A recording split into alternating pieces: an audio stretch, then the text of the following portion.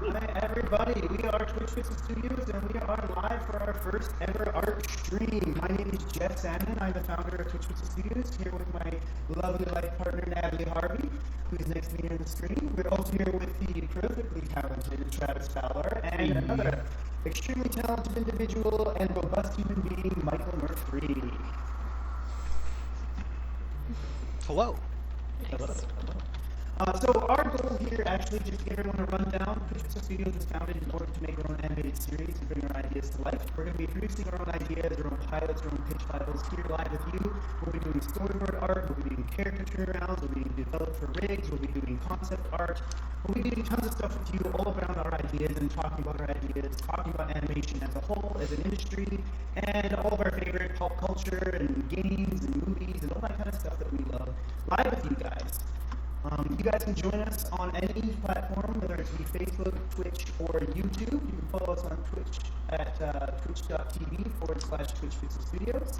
You can do the same on YouTube at youtube.com/YouTube Twitch Pixel Studios, and same on Facebook, but it's facebook.com/Twitch Pixel. You can also watch and follow us live on our website, twitchpixel.com. And lastly, you can join us in our restream chat or any of our chats, and you can talk to anybody across platform in YouTube, Facebook, or on Twitch together with us, and we will be here to answer any questions you have. So enjoy the stream, and you guys can start by, I guess, meeting our streamers. Natalie, take it away. Hello, my name is Natalie Harvey, and I am a character artist. And today I'm going to be working on storyboards for our latest project called Unicorn Dick. I'm pretty stoked, actually. I've got the rough done for quite a bit of it, and now I'm going over and cleaning it up to make it look super awesome. It's going to be good. Alright, awesome. And Mike Free. Hey guys, I'm Mike. I'm a character artist as well. I'll be working on character concepts and finishing up some character moves for my show Impulse. Yeah. And Travis Fowler. Yeah, I'm a 2D animator by day and content creator by night. I'm doing some storyboards for my wrestling show Rough and Tumble. Yeah. Awesome. Yeah. And yeah, I'm Jeff Salmon. I am a 2D animator and 2D artist and marketer by trade. I worked actually along with Travis Fowler on Harmon Quest, which is an awesome experience. Travis himself has actually done a lot of work on a bunch of shows for Bento Box and Bardell, and you also did some Comedy Central, didn't you? Yeah. Yeah, that's right. So we have a lot of experience, but we're always open to learning, and that's kind of why we're here. And we want to learn alongside you guys. So if you guys have questions about doing it yourself or anything really that comes down to the stream, just let us know, and we'll try to answer the comments. Yeah. Indeed-arino.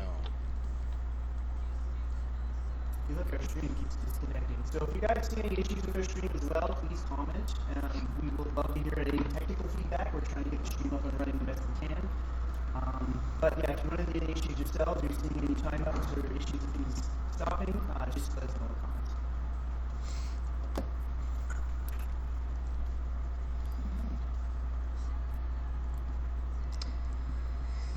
Yeah, this is our first one. It's going to be a few hiccups. Yeah, there It's all good.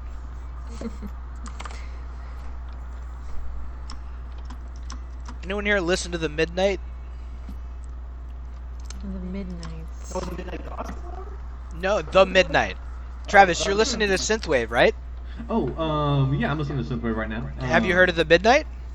Probably. I get it. Usually, I get it in big playlists. Yeah. I don't know specific groups. I'm gonna look that up though right now.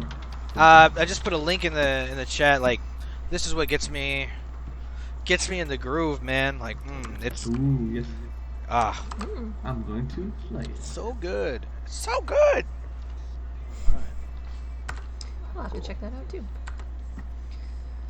Yeah, any playlist suggestions for drawing, like, please share. Yeah, I do find Synthwave is particularly good just because it's kind of driving but not too distracting. I find when it has lyrics, I get too distracted. Yeah. So I try to do it, and that's why Synthwave to me is so great. Plus, I mean, freaking 80 Synthwave guys, come on.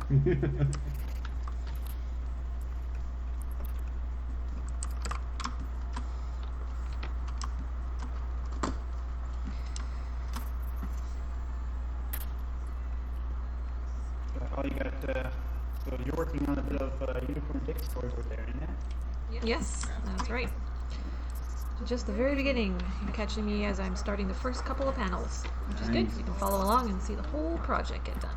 That's right. So we're working on a pilot for that one right now. It's the Unicorn Dick Unicorn Detective Agency. So it's gonna be a fun little hilarious Adventure Chinese / brick and mortar-ish kind of world. Should be fun. Yeah. Oh yeah. Alright, you're gonna be full on establishment show right now. Yeah, that's this one. And I'm just copying and pasting some trees to save some time for the next panel. The farmer's about to see something crazy. As farmers often do. I've been watching your progress on Rough and Tumble too on your storyboards there. Got a lot of good Yeah. action going on there, Trev. Yeah, very exciting. There's two fights in this pilot. I'm getting close to finishing up this first one. Nice. Is this the one with the chameleon? Yeah, lots of invisibility shenanigans. Animator's dream job is to Yeah. animate a character that's invisible. So economic. Yeah, do you have to draw him out just so you know? In this And then- case, in this case, not too much. Oh, okay. Just to save myself some headspace.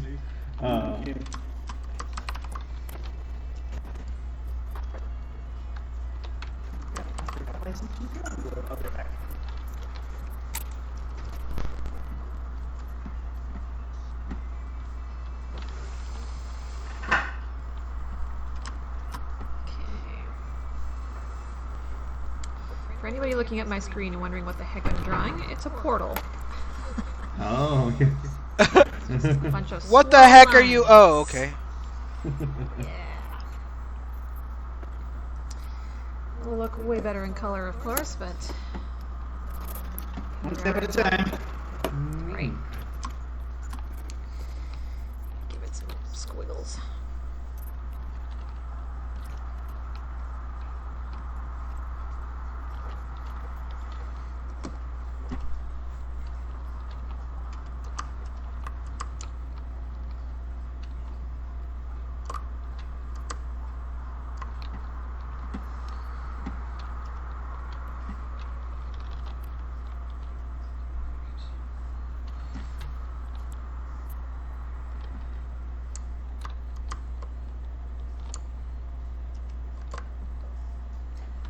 The epic spawn cape you got going on there, Mike. Oh, Yeah. this guy? Yeah. Like it- They re-released one of the Todd McFarlane old spawns that had that style of cape as a figurine recently. Oh, Looks wow. badass. Oh, nice.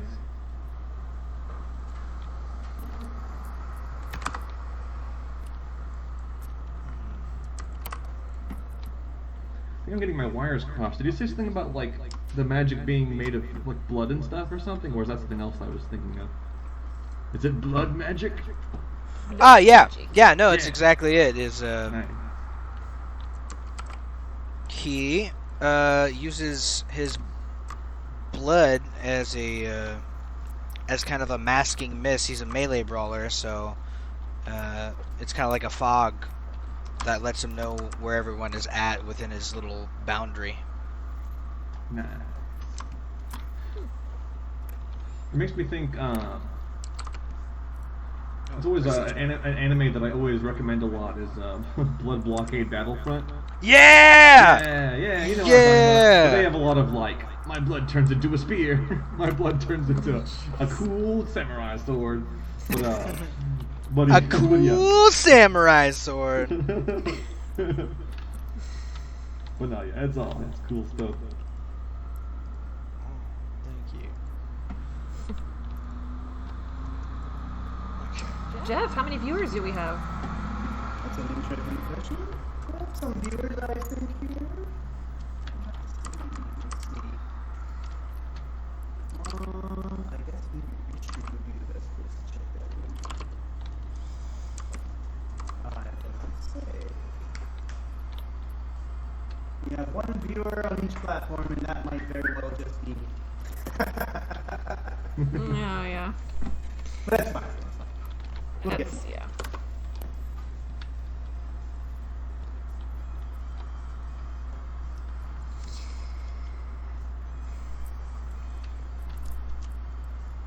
I've got the door cracked. Can you guys hear the traffic by any chance? No. Yeah. Sound fine? Okay, good. Good. It gets toasty.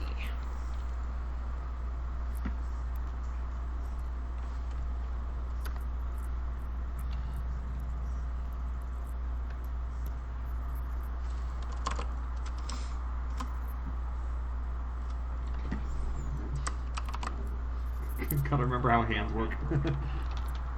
Every now and then I'm like, wait, where's the thumb supposed to be? Oh, I thought you meant literally like your own hands. Just Okay. like a brain fart. No!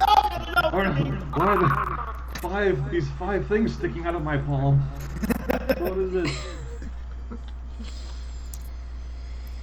Yeah, it's good to remember that even established artists can forget stuff like that too. Yeah. Can't be too hard on ourselves. Kidding Thing me? I struggle with. We're artists. We're always hard on ourselves. That's what makes us. That's what makes you an artist. Our own worst enemies. Yeah. Yeah, that's true.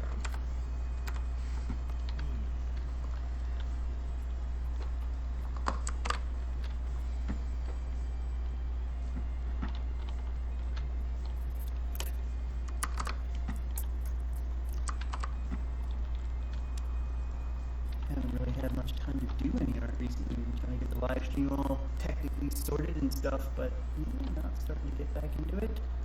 Nice. I mean, much appreciated because, like, I don't know, a lot of streamy. I consider myself to be technically savvy, but that's not true at all because I get bewildered whenever I start even thinking about how the heck am I gonna plan doing something like this. Right? Yeah, no I'm glad- problem, guys. Glad you guys take care of it. Yeah, I'm really thankful for that, Jeff. I appreciate that, guys.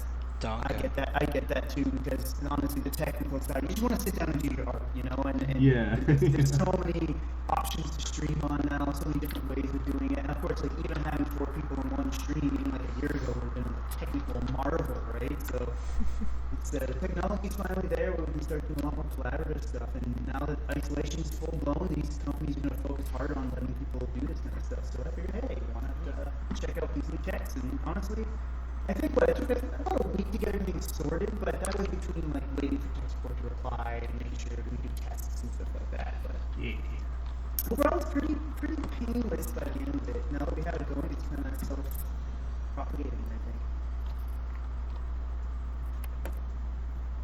Awesome.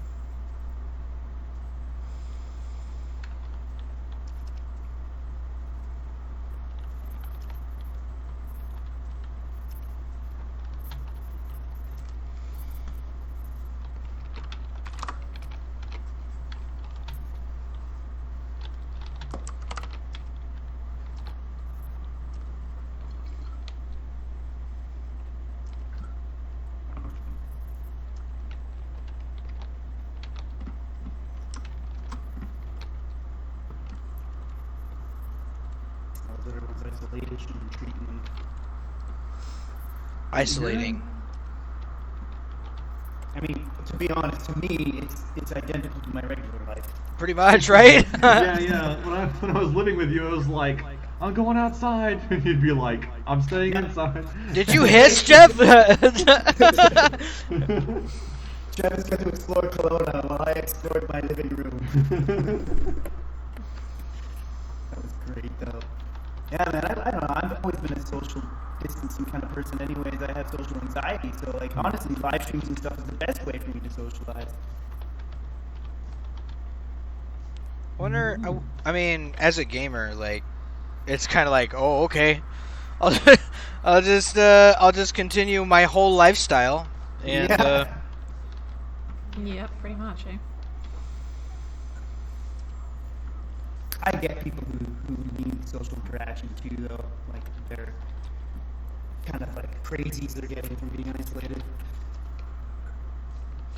I wonder how many people are going to change their mind once, like, they've gotten used to nobody around, and then all these big gatherings. I think I saw an article about, like, people wondering about how many more people are gonna have social anxiety now just because of Oh, I see what the you're drastic saying. change. Yeah, it's a good point, actually. Could be. Yeah. I wonder. I mean, the world's gonna be an interesting place when we get out of this. It's already been a pretty interesting place, you know. I'm really enjoying this American reality show that they've got going on as the real life. I mean, I can't imagine living it. You guys down there. Canada's pretty good up here. We're not doing too bad, but You know, it's kind of like if you were in a house and you were it was a 3-story house and you knew that the roof was on fire. You know you got some time before you really need to like do anything about it, so you're just kind of like you're still chilling down below and you're just waiting for it to actually affect you. Yeah. Stinks.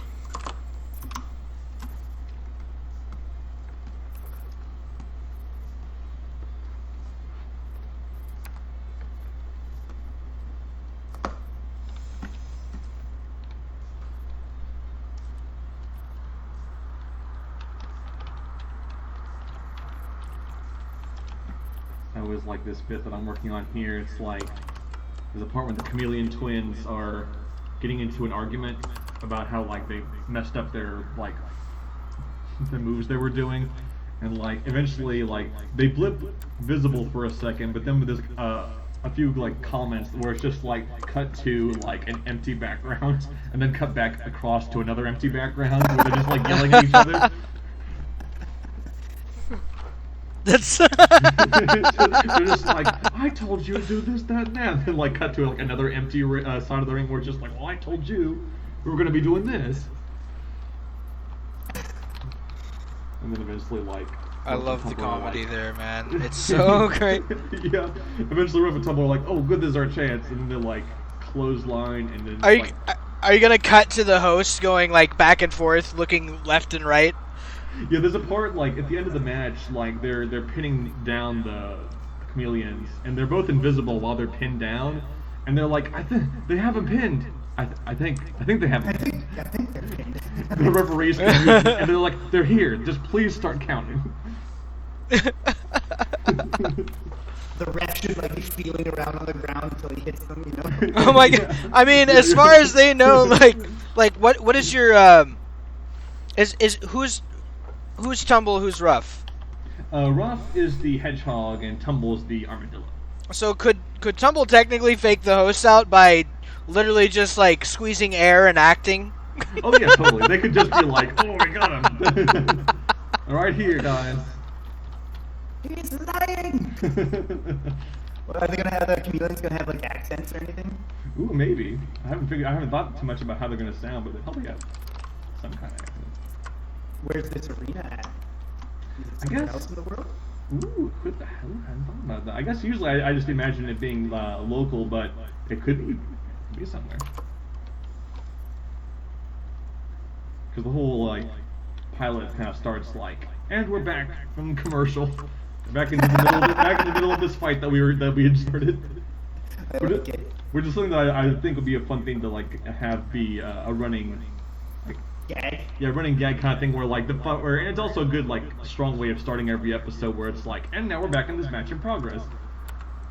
Where you have like a short end of a fight before introducing the big episode's conflict.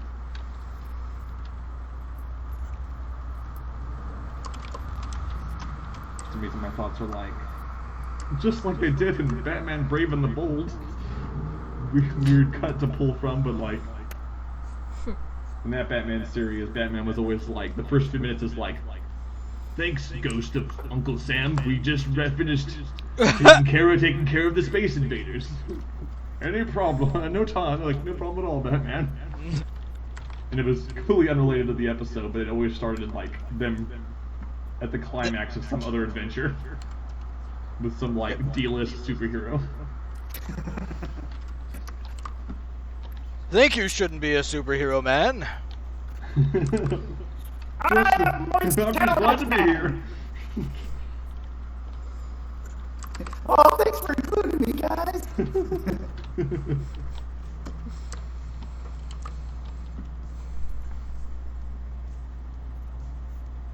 Kind of makes me think, I was following the Unbeatable Squirrel Girl comics when they were circulating, and the writer of that's a real a real nerd, but which I guess is good for a comic book writer.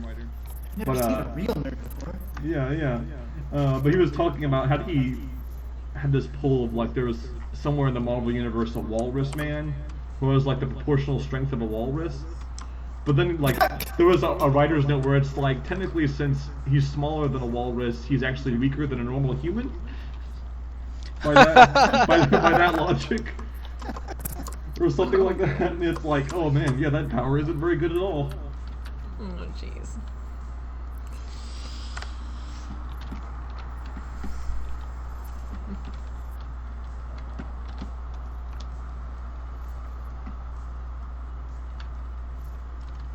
Developing this concept right now for a very simply animated show, but it's basically like space rehab. So all these characters from around the universe, these supervillains and superheroes, always getting in trouble, like heroes who do too much collateral damage are sent to rehab, you know.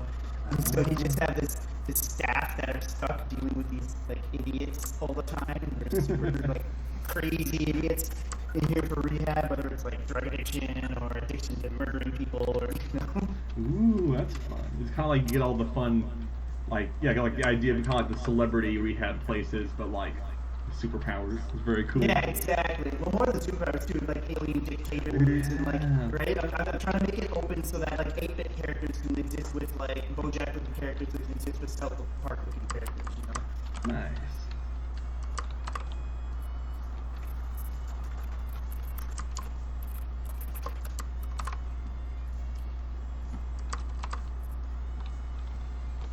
Tom says, hello, have fun, guys. Thanks, Thanks, Tom. I Yeah, will. wait. I have fun. Oh wait, which Tom is it? Do we know which Tom it is? It's my buddy Tom Hauser. Oh, okay. What was that? I was gonna say, I know what Tom. Is it my Tom or your Tom? Whose Tom is this? Whose Tom is this? Did somebody lose a Tom? Do we have a lost Tom? No, that's not. Anyone misplace any Tom? Tom?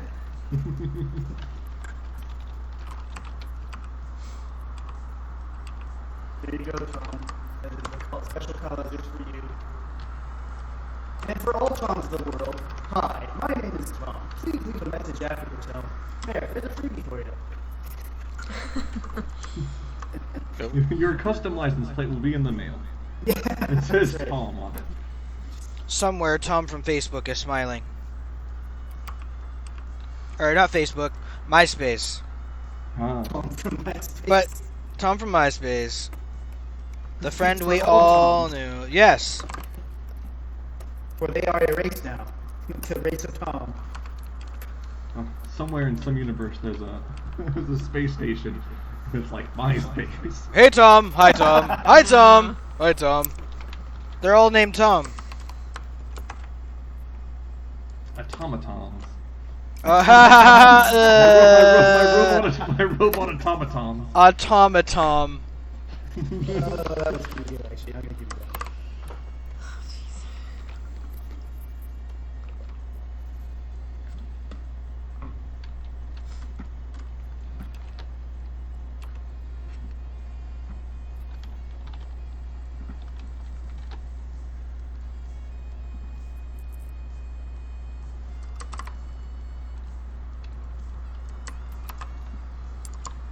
Always tricky drawing Ruff sometimes because she shows short.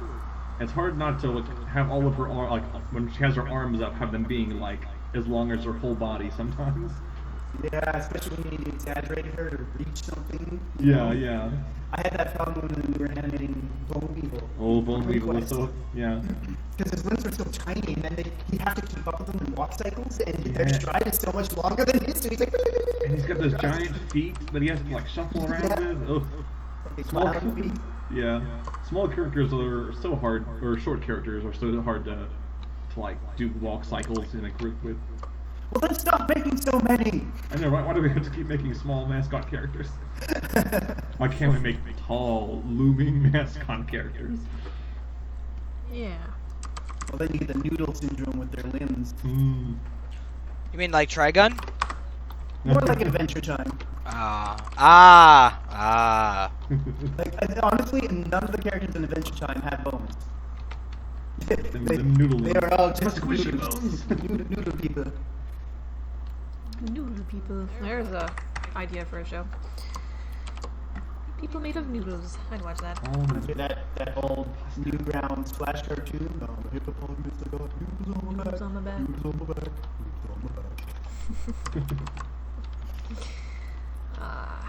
Newgrounds, man. Yeah. Classic. Is it really that new anymore? It's old grounds now. Old grounds. Old coffee grounds. Don't throw out those old grounds. They ain't done yet. Nice.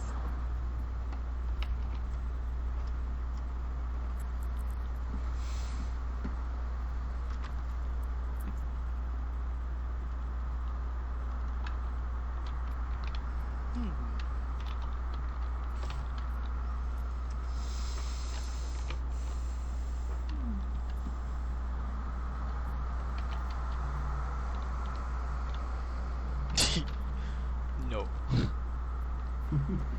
Nope. I did a weird hairstyle. Oh yeah. It was like a little bowl cut. Boop, boop. Oh yeah. That's Oh yeah, that's the good stuff. I mean, how many anime characters have a bowl cut like that? I think that says a lot about it. True. I guess Mob Psycho's been rocking that that bowl cut. I know, but that's part of his meme. I feel I know, it's like. funny. It's really funny. I remember seeing a meme where it's like, you know, just a random like crowd shot from Mob Psycho, and it's like, someone who hasn't seen the show, please find the main character, and it's like, you can't. he just looks like anybody else. It's the opposite of the Yu-Gi-Oh problem, where like he has two-color hair and spikes in a weird way. Find the main character. Just seeing which hairstyle option. I think my original hairstyle options were what I wanted to go with. Womp womp. Okay. I mean, I guess ultimately it comes down like, do you want the hair up or do you want the hair down? Well, so when he like, I'm trying to add physical traits that change when he's all powered up, right? So I'm like, I'm gonna give him hair that's kind of down, so that when he lets that energy rip, he's like, oh yeah, I feel it, and it's, you know, sending energy. Not to say that he's a Super Saiyan. He's not a Super Saiyan, but he it do that thing. He do that hair thing. I do the hair thing. Well, I mean, like, I know particularly because you got the big, does the smart guy with the gun, does he do electrical stuff? Yeah. I'm about to say it would make a lot of sense for him too, because like, you know, if you have static electricity in your hair, you're gonna get anime hair. Yeah, and the thing I had given him already was, like, I felt for him, he's constantly having static around him, so I really imagine him with hair on end. All the All the time. time, yeah. It'll be Kind of like how Doc Bakugo's hair Brown is, but not exactly. Doc Brown from Back to the Future. Yes. Or classic Einstein. Great Scott! It'll be more of a surprise. Doc Brown using the Kamehameha. Kamehameha! Me! Ha! Oh, jeez. Marty. Marty! Now he's just senile and he's just he thinks every sound's Marty coming up. Marty! Go. Marty! Marty! Gohan, I have to warn you, it's about your kids, Gohan. They're gonna be fighting Majin Buu or something, or Baby Vegeta, or I don't know, something. Baby Vegeta! I forget how GT works. But it's cool because it's actually Baby Vegeta. It's just hearing it out of place. It's like, oh, like a baby Vegeta. Like he's like a child. Go it, going. Oh, he's so cute. I thought all babies come from Vegetas. Vegetas and Piccolos. Oh, Lord. Wow. Yeah. Well, actually, they come from Dragon Balls, ultimately.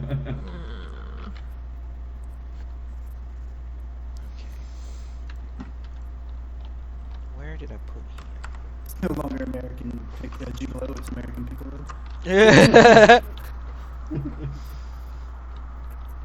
Going out there stealing your kids. Hide your kids, hide your wife. How'd you do it?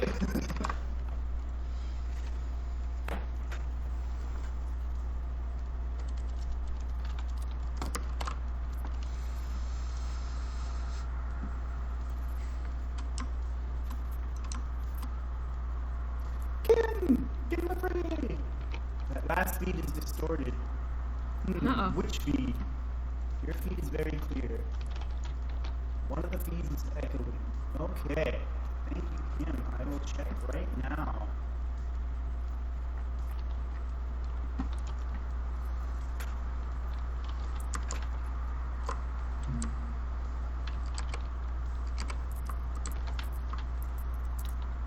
Alright.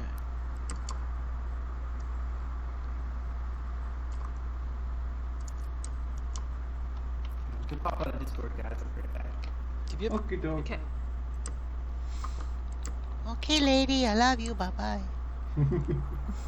Man, I was rewatching Animaniacs a while back, and that one, that particular bit, or that particular sketch, I guess whatever you call them, but the Buttons and Mindy bit, always continues to frustrate me. Where I'm like, why does the dog always get like blamed and like abused at the end of every episode?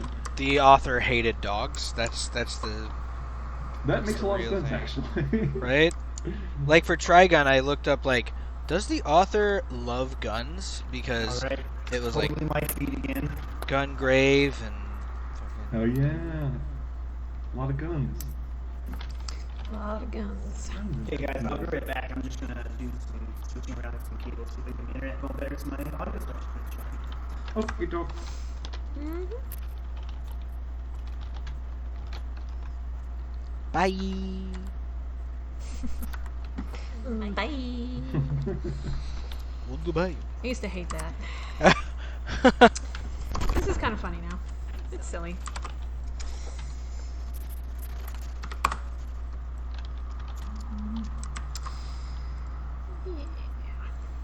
There. Oops. Just trying to find the right balance of angry eyes, but happy or optimistic looking without looking too.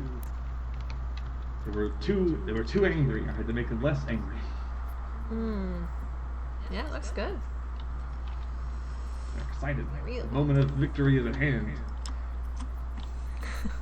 Nice.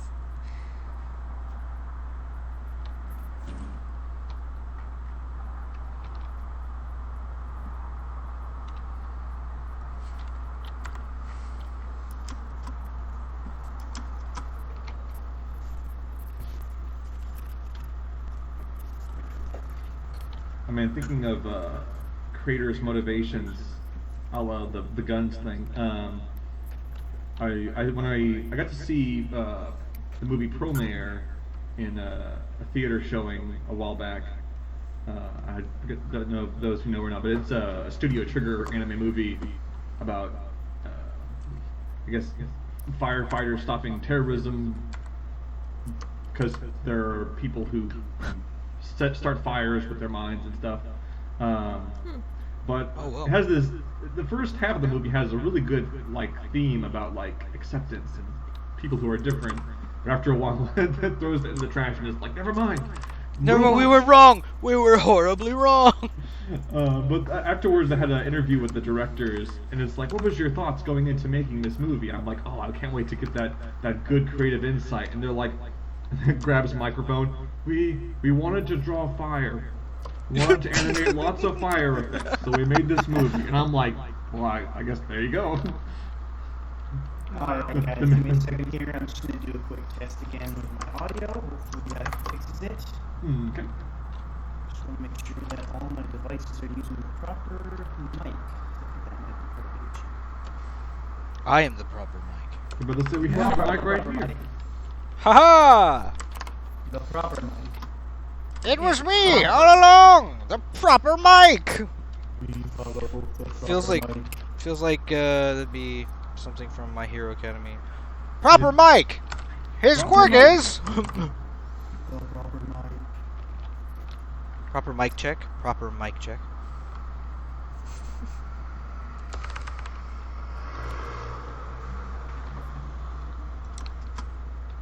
Alright, yeah, my audio's still choppy. What the heck? What the heckin'? Mm-hmm.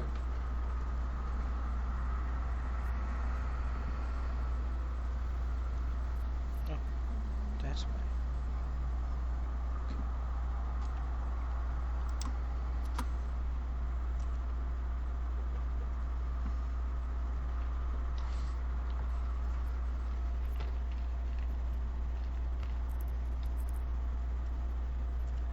Now, see, you're drawing a person with a gun. There, Mike. Yeah. Mm-hmm. One and what's Deuce. their deal?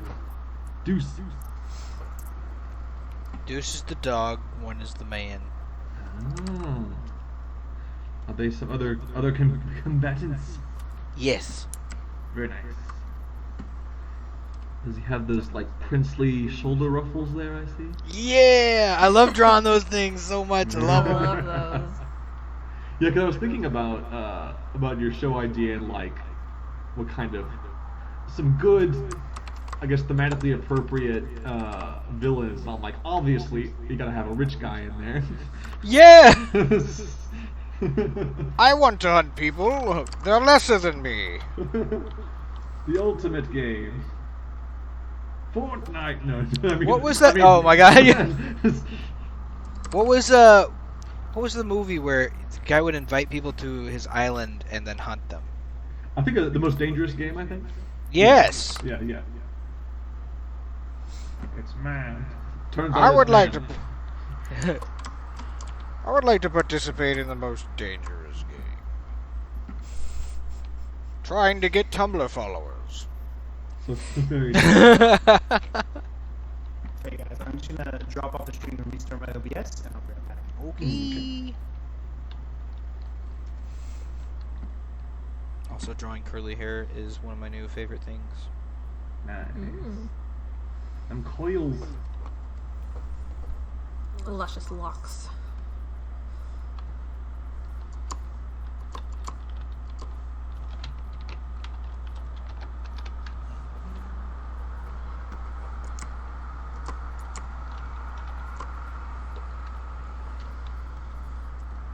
I don't know why I'm suddenly very. I drew Tumble with like a determined look, and I'm like, oh no, he's so intimidating now.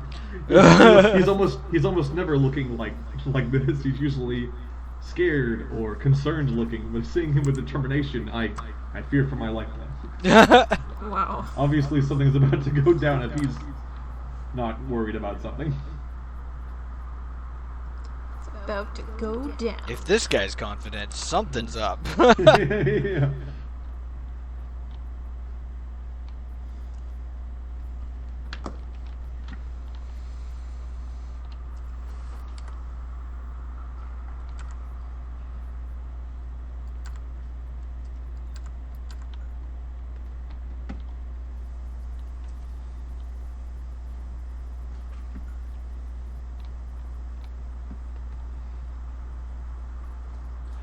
See, Natalie's got a clock with a face on it that you're working on. That's right. Yeah, every clock has a face.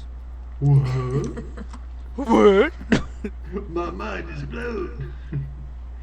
This is the Again. pocket watch knight. Ooh. Ooh.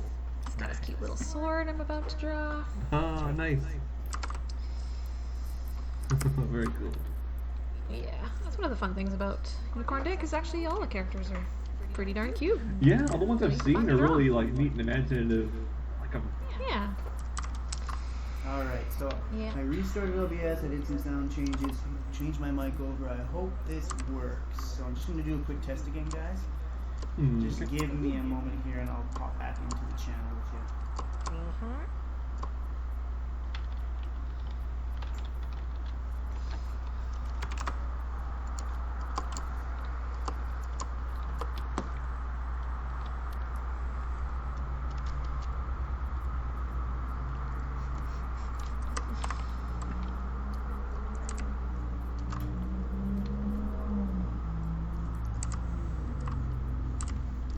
it worked. My audio's fine now. Hooray! Hooray! Huzzah for the Hooray! song. Do you remember the Page Master? Yo, yeah. Yeah. Yeah, the way the dumb book would laugh. Hooray! Hooray! I knew that was too weird for you to have made up. Oh, okay. Who says hooray like that? At first I was thinking it was the Cowardly Lion, but yeah, it's definitely the horror book. Who was voiced by the same guy who does the voice of a lot of the modern day Fred from Scooby-Doo. Oh. So Huh. whenever you see Fred from Scooby-Doo in anything new, it's probably that same guy who was like, I'm scared of the dark. There's never happy endings in a horror book. No. God, how old is it? Like 20 years old now? A lot more than that. Maybe probably more than 25. I think it was like 95 or 97. Oh my Lanta. I could be wrong though. But that was right in that Macaulay Culkin craze. Oof. What do you mean? It never ended. Alright. For Mike. Let's see. Yeah. Isn't that right, poster of Macaulay Culkin I have? I was just gonna It's just screaming. yeah. Is that poster behind me? It's actually Isn't that live out, captured but- Macaulay Culkin that I have hostage right now? Is that right? Oh jeez. It's more like Macaulay Sulkin, am I right? Oh.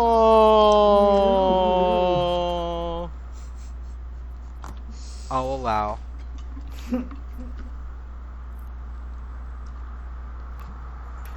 Only the worst jokes from Macaulay Culkin.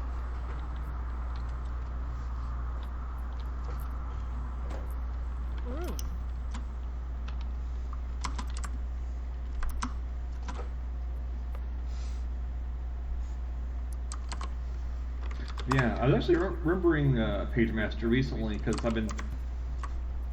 Whenever I deal with my isolation in a very straightforward and ironic way by listening to the audiobook of Moby Dick. And being like, is this what it feels like to go mad in isolation? But no, I've been listening to the audiobook of Moby Dick and I remember like, oh yeah, I remember when Page Master's like, read this book, and I'm like, I'm 30 and I find this intimidating. Thank God for Audible. Yeah, if I'm about That would halfway change through- up the never-ending story. Yeah, oh, but I bet. Oh, dang. Ooh. It makes you think. Yeah, that actually. Yeah, I'm like, oh wow. Imagine that. Like, the second gate, you have to look to see your true self. And you just hear the sound of Atreyu talking to the reader in the audiobook, being like, whoa. And the description of the Sphinxes. Wait, And wait, there wait, stood wait. these giant guardians and titties. Isn't Atreyu the horse? So are you saying like No, an that's audiobook that's Artax. Artax? Ah, right. Both A names though. Yeah. I'll never forget that. That's what that Oh, you know. that horse embodied depression for me till this day. Right? Isn't it wild that they like that happens like right out the gate? Basically, it's like your quest begins. Your horse is dead. It's like, ugh. Yeah. If you want to show just how Huh, serious you the thought you were justice gonna is, ride home. Ha ha ha ha ha. It'd be like if Lord of the Rings started and then like Gandalf just dies before they leave the Shire. You just hear, and the horse just doesn't show up. Oh. Keep it secret, keep it safe. I need to go to the and then it just falls down. Whoops. So sad. I cast Oh, yeah. never-ending stairs. Run, you fools! Up and down the stairs for exercise. I have to imagine that had to have been part of Saruman's torture for Gandalf. Was just the endless stairs. How does he even It get up totally on would top have of been that too. tower? After he fought the Balrog, yeah, he totally would have had to walk up like endless stairs. Yeah. Oh my god. Oh lord. He's thinking to himself, how many walking quests do I have to go on for this goddamn ring? I'm never assigning another journey on foot to anyone ever again. Only eagles. In fact, I'm gonna found the Eagle Transit System.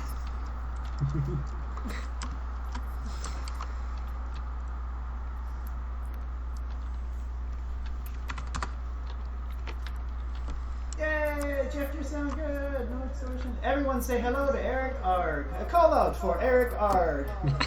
Hello. Arrgh! It's Eric. Hello. Yarg! Everyone knows Yeah. it's Eric. Eric, that's me. You're Mike. I know I was. Never mind, Jeff. Go back to your therapist. Never mind. I am my therapist. Oh, that explains so much. You're fine. Everything is fine. This is fine. It's on fire, but it's fine. It's fine. It's a fine fire.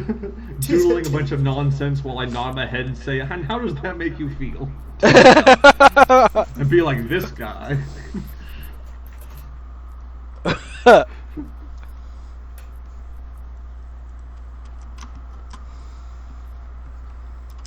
feel like I should bring these lower, and I will.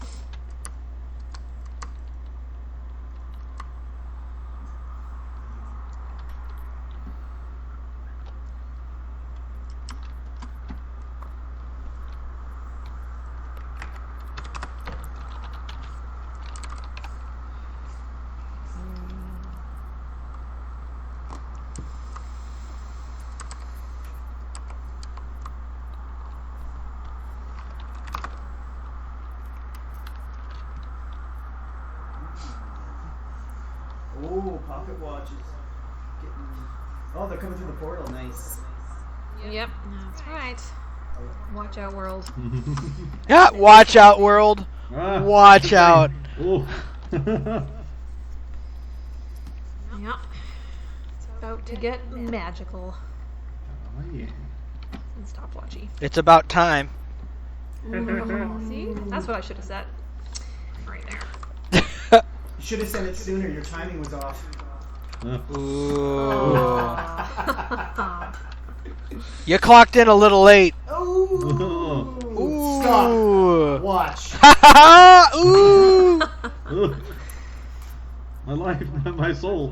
It's leaving. It's like, fuck this. I am out of here. Like, come back. I need you to live. Do you though? We work in the animation industry.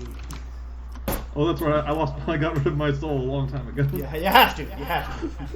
Where did my soul go? Don't worry, it's part of the process. It's part of the process. You put your soul into every character you draw, so at the end of the day, you don't have one. I traded my soul in for all this talent. Wha- And then to yourself, what talent? I just want to draw. You just, I gotta go to my therapist. You look at the reflection of you on your Yeah. phone. What is wrong with me? And my therapist, as myself, just says, "What? What did I just say?" Oh no.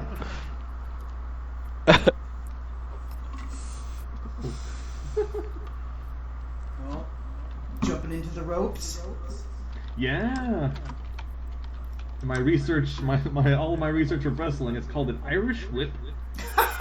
Why? An Irish whip. Irish whip. When you Hood whip. Hood whip. spring yourself Yes, off the hood ropes. Hood whip. Whip.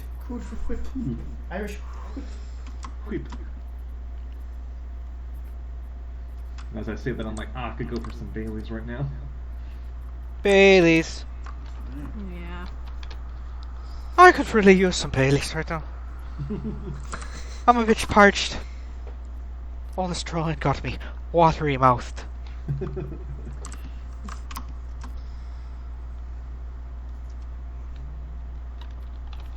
There's too many. I Look at Natalie using the actual light table in Toon Boom. I always forget. to use Ah, that. nice. I always turn my whole hand or body to match the angle I want, when I really should just use that. Oh yeah. Heck yeah, so handy. Yeah, all those rotation tools are really nice and handy. I mean, Yeah. ideally I want to get the actual stand for our Cintiqs that lets you do that just by pushing it around, but those are so expensive. Yeah, someday. What is this Toon Boom? Sorry, I'm Illustrator right now. Nah, they're at least you can import from Illustrator into Toon Boom. Yeah. Yeah. But you can't do it the other way because Toon Boom knows better. Oh no, this shit ain't leaving here. That's right. Trust me, I know better. But program, I bought you. Oh no, I own you. Pretty much these days, it's subscription based. Hey, could I buy your product? No. Not allowed. It totally makes sense from an animation studio perspective too, though, because when you have a contract, you only need so many licenses for that time period, right? Yeah, I guess that's true. Like, yeah, with our studio, like, if we, like, our Bento box, like, we have a lot of computers, and, like, the idea of, like, if you had a time when you only needed, like, 10 people versus 50 people, like, that's just 40 more licenses you would have had to Pay get or for. something. Yeah, exactly. Yeah. I mean, they have the bulk pricing and stuff for the companies, but Oh, yeah, totally. me and Natalie actually saved up through Twitch Pixel as we've gotten several actual permanent licenses. But every year, if you want to update to the next version, you got to pay the upgrade price. Yeah, I just did that recently and got 17. Nice. So you Awesome. get I all got it the most better for- master yeah. controller tools now. Yeah, I had like, yeah, I was working on from 14, I think, which doesn't have master controller. I'm like, do I want to spend 1,200 on master controllers? And I'm like, eventually I was like, yeah. Yeah, yes I do. Yeah. And they have a ton of other good stuff. Like I actually heard, they have perspective grids now that the lines snap to the grid when you're drawing, so you can actually build environments really quick. And I suggest definitely checking it out because they're super handy now. Nice. That was the big one I liked, along with the master controllers, obviously. But master controller rigs take a heck of a lot more work up front, but once they're Oh, there, yeah. they can do so much, right? Yeah. Eric Arg, and it's pronounced Arg. Yarg! That's right. There you go.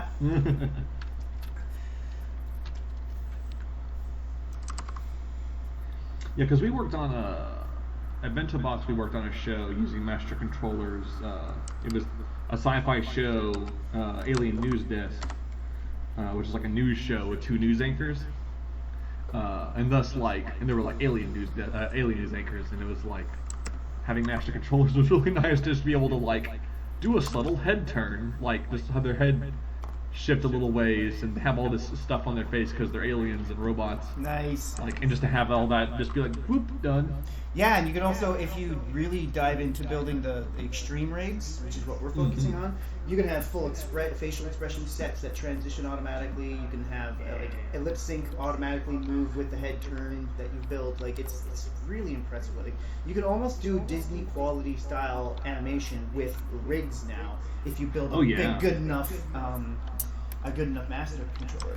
But I think actually the Lion Guard that Disney did, they used master controllers exclusively with like Raptiformers to make all of their character rigs, and they were super impressive.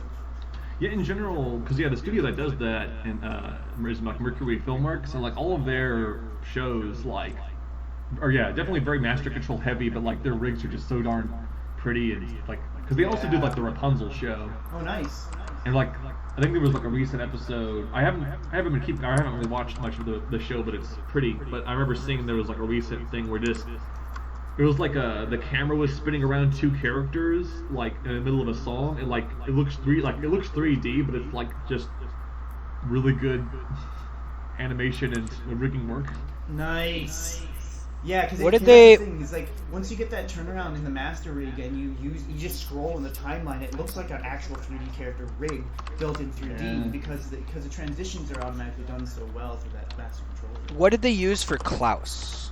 Klaus was Oh, Toon Boom I and know. their own individual lighting system. So it's interesting to watch because what they did was Toon Boom has a feature already built in where you can basically use like a normal map in 3D to map where light and angles would hit certain parts of the character, and you can carve out those normal maps in order to have 3D lights affect a 2D character as if it's in 3D space. And they did something similar to that for Klaus, but they actually built their own proprietary version of that to do their lighting on it. So it's essentially hand-drawn 2D animation done in Toon Boom or GB Paint. I'm not sure which one they did.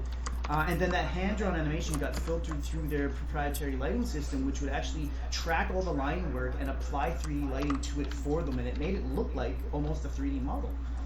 Yeah. It's just beautiful. Beautiful. I love Very, it very so pretty. much. So beautiful. It all comes down to lighting, really. I mean, you can take an old, say, PS1 game and put ray tracing in it, and it'll look substantially better, right? 'Cause even with the crappy textures, like, it's amazing how important lighting is over everything else.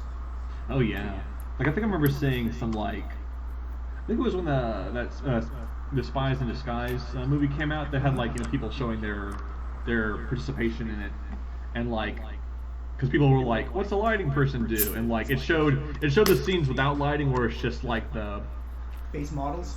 the base models and then you put the lighting on it and it like looked freaking amazing, just like Right. crazy clouds, like sunset lighting and all this stuff that Yeah. you wouldn't get. And when you get the volumetrics in there and the atmospheric scattering, and you get the proper lighting bouncing off the proper surfaces, and that's where real time, especially with game engines, is gonna open up the animation industry, not just the gaming industry, because when you can traverse those environments as an animator in real time as they would look in final pixel output for the actual movie, and then do your animation in there, you're gonna be skirting so many more lighting errors. You're able to play with the lighting in real time to make it match or track for different scenes or connect to other scenes. It's gonna change a lot of things, I think. Yeah. Man, lighting is cool. Lighting is cool, but it's also super complicated. Yeah, like I don't ask me how it works out. I'm learning Substance Painter right How does now. this work? I don't know. I just use the tool. Yeah, I press buttons and use presets. Dun. I'm learning Substance Painter and Substance Designer right now, which are for procedural-based textures, and it's crazy. Substance abuse. Yeah, Substance Abuse. Substance abuse. But no, yeah, good. Sorry. No, that was good. But they're all about it's all about lighting to make the textures look proper. So it really comes down to it. Like your textures could be shitty and really poorly made in 2D, but as soon as you apply the proper light to them, they pop. Or you can add depth to a flat texture that isn't really there, with normal maps or with bump maps and stuff like that. Nice. It all comes down to freaking lights. Because I guess if you can't see anything, there's nothing to watch. Where are all the lights? Good old Seinfeld. I might be too old for some of our viewers. Where is this field of sign? Go out to the sign field. The sign field. The field with all the signs. It's a field full of signs. That sounded a bit choppy to me. Was that choppy to either of you guys? What Jeff just said? Yeah, I- broke up a little I heard bit. it's full of signs. But I got the idea. It's probably- Yeah, I knew what it was. It may have just been topping out or something. I think so. Yeah, I have. Yeah. I have Oh. the stream open still. I probably just chopped out my audio. Okay, yeah, good, because you sound good now. Yeah. My Seinfeld impression is very loud. Yeah. Is there any other way? It's Right? just how you do it.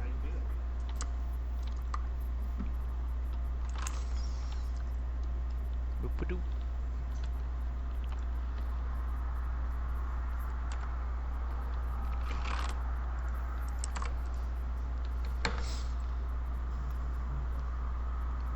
One o'clock. That's our first hour. Oh Good. wow! Hey, First nice. try, and that actually marks our first break. So we're actually going to take a 10-minute break, guys. We'll be back in about 10 minutes.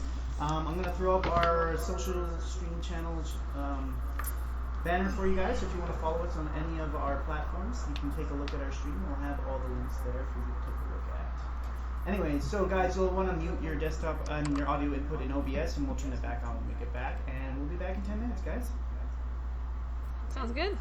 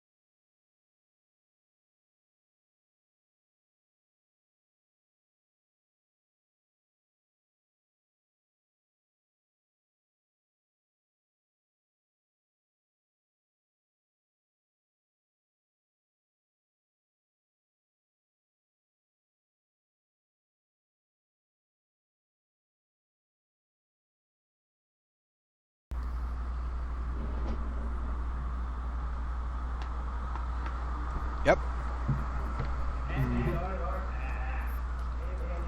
Hey.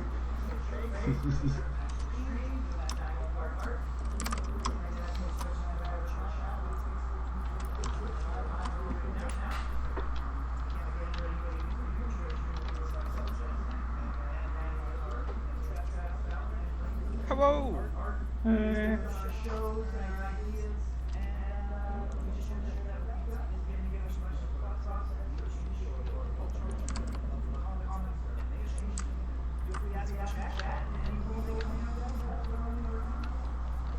Yeah.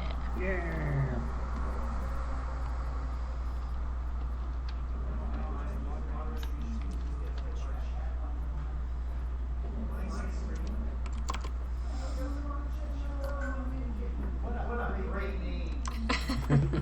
Say it again.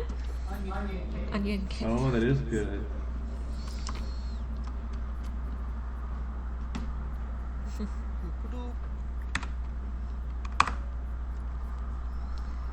Starting a new character there, Mike? Yeah, I'm just working on Ooh. get a new pose, and I'm just not satisfied on the clothing, so gonna kill two birds with one stone because I have the schematic of one. I haven't built the other one, so might as well start. Yeah. I usually don't do the guidelines and just kind of go with the line work, but figure I should keep my anatomy pretty much similar. Yep. Keep it consistent. That's right. It is good. I feel like, as a person who's been like an animator for so long and I'm trying to do boards, it's always hard for me to like not be like, it's off model technically. The drawing's not right if they don't have like the right amount of lines or squiggles. It's like, like I mean, it's not.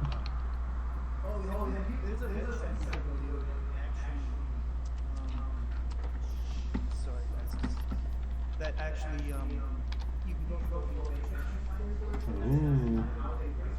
Oh, wow. Yeah.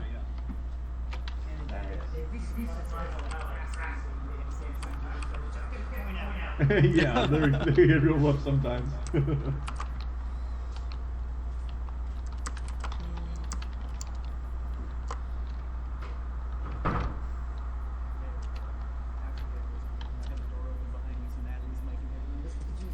Oh no! Uh-huh. Yep. Can still What? hear you, but Yeah, but I do it myself. good. Cool.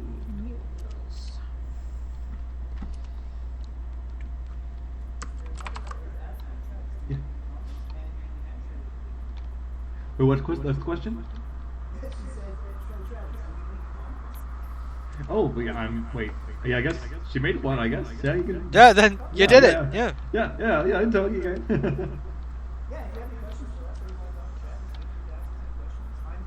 Yeah, nothing too personal, I guess, Mom. But yeah. Travis, so I found something about that butt hair.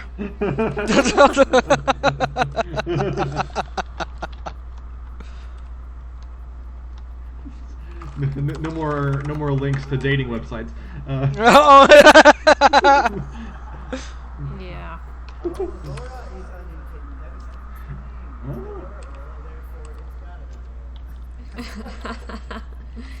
That's right. Hi, Laura. And if people are wondering why I keep back and forth, I actually have two computers, one that I'm working on and one for a stream video, kind of balance.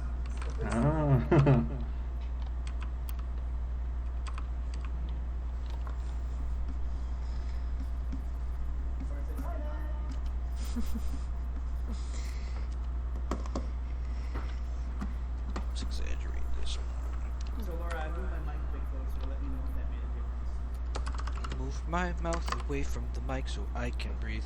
Chocolate rain. Made me cross the street the other day. Chocolate rain. What the hell? Oh, vintage. Le old memes. Like a fine wine.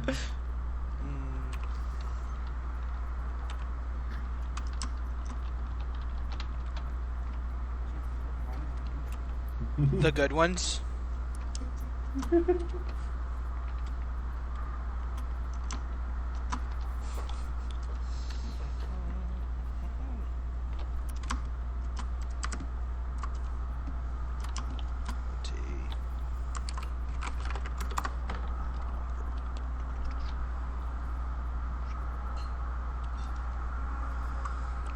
That's a good guide. Okay.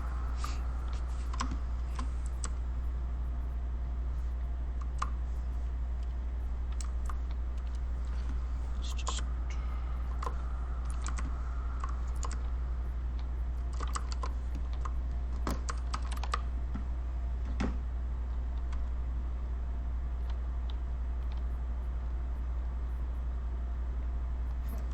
I love when you're like storyboarding or just sketching your thumbnail and you draw characters' eyes and you have a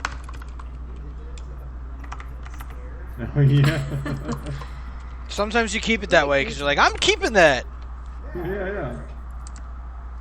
Not the vibe I was going for, but that is a vibe. Yeah. It is a vibe. What if they were a zombie the whole time? I'm really going for a Dead Inside vibe today. Trying to encompass the state of the economy. Oh, that's perfect. A dead stare.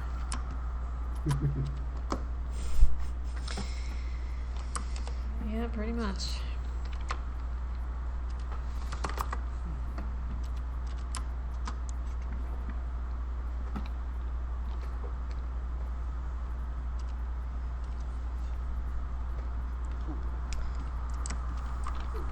Cool. All right. Cool. Cool whip. Cool whip. Whipping cool. Irish Ah, cool whip. whip.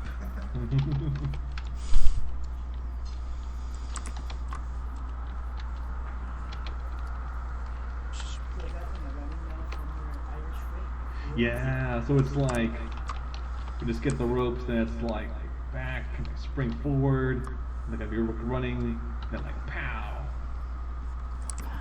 Yeah.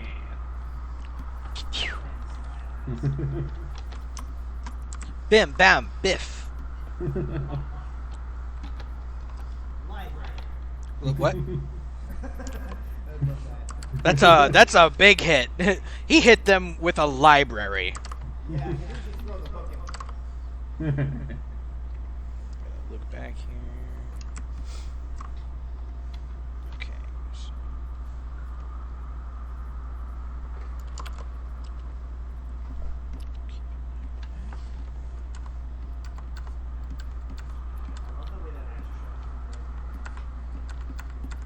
So. The brains? Yeah. Now I'm just gonna. I need to give him. Like, I don't have any schematics for him, so I need to like set him in stone, if you know what I mean.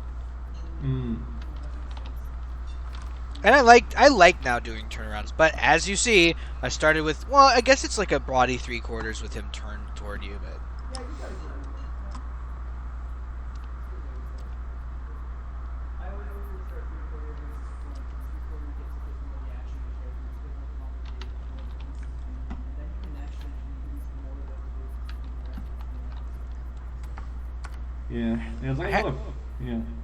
I had a World War II art board because I had, since I'm combining World War One and medieval, like 14th century. I had like, I can't find my art board, but I like went around and found. I literally found like someone had drawn out these old sketches of all the different uniforms from all the different countries at the time, and Nice. and then I went and found like the different armors, and I want to combine like, oh. In my head, it looks great. If I can just get that on paper. right? That's my hardest disconnect as an artist, is in the vision of my mind, my hand can't draw. I have to like struggle. I don't know about you guys. Are any of you the ones that you can clearly see an image in your head, like you close your eyes and you can, it's almost physically see that apple that you're imagining? Mm-hmm. Because like I'm not. I'm the type that's like I can daydream it and I see it in the back of my mind, and in order to like translate it to paper, I need to start drawing and then I can refine it into the thing.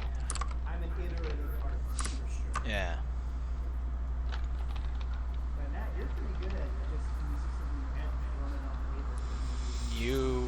lucky Natster.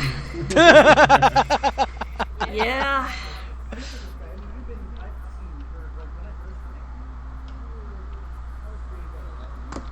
Ten. Wow.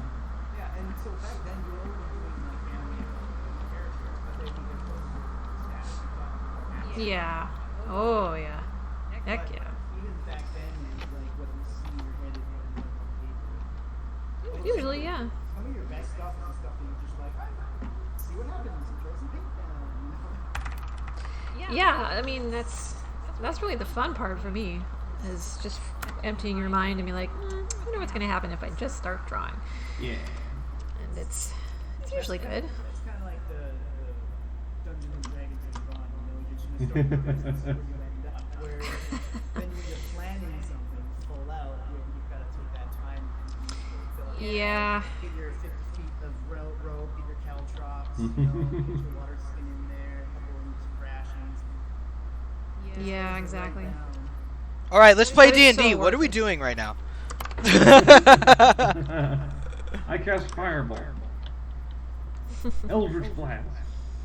My DM that I'm currently I'm starting a new campaign with. I've never had him as a DM, but he's been a longtime friend, and he's been playing D&D for 30 years, and he was once asked a question, how much D&D do you play? And he was in a business meeting, but towards the end, and he was like, you know, I'm really aggravated right now that I'm not playing D&D. I've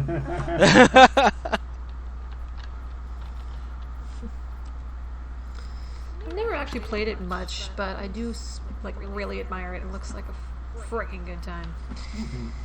I was talking with Kieran, and he's also he grew up playing D&D with his whole family, which I think is really cool. Like, Oh, nice. like his mom and dad playing it. Yeah, that's some good times for imagination. Wow.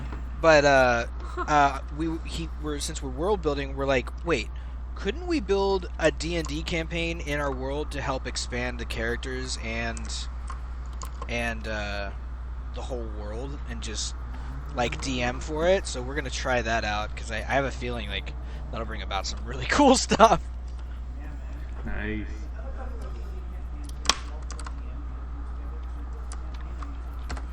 Oh wow. Some really neat ideas come out of it. But then also, when you have multiple people like that, and if Eric R is still watching, I'm looking at you. I get their shit. Oh. But it worked. It was hilarious. Yeah, it's gotta be, it's that a tricky balance where, like, you want to give people a lot of control so they can make cool stuff, but you can't be just using it to make your character really strong and unbeatable. Yeah. Yeah. Like a changeling bard at level 4 with actor trait. There's no, or actor feat. There's no way to beat that. I don't know if you've ever seen that, but they can literally ask the king for his kingdom. Oh, Lord. Yeah, but think about it. You get, with a changeling, you get a +2 to charisma automatically, and an option for a +1 to anything, including charisma. So a +3 to charisma. Then you get a bard. Right? And then you get the actor feat on top of that. You can, like, mimic. It's like a performance. Yeah, you Yeah. can pretend to be. Say you walked into like these arch villains, and you're like, I'm also an arch villain. Odds are they literally believe you, and have even heard of the made up character that you're making. Yeah. And so not to discredit my movement here, people. I just didn't know that was the I'm an advanced Dungeons and Dragons player. He's advanced. Oh, dude, I didn't know about that either. I love that. I bought 5th edition. I just haven't had an opportunity to actually play with it. uh, That's so nice too. do you DM or do you like to play more? Oh, I am. Oh, of course. I mean, I knew the answer. I was just making sure. I own. Hold on, that's curved block. That's So many. Ooh. Easy, bud. I mean, that's since I was a kid. Like, I have books that I like. Literally, my AD&D manual. Actually, I can show you. This is hilarious. Well, let me see that book.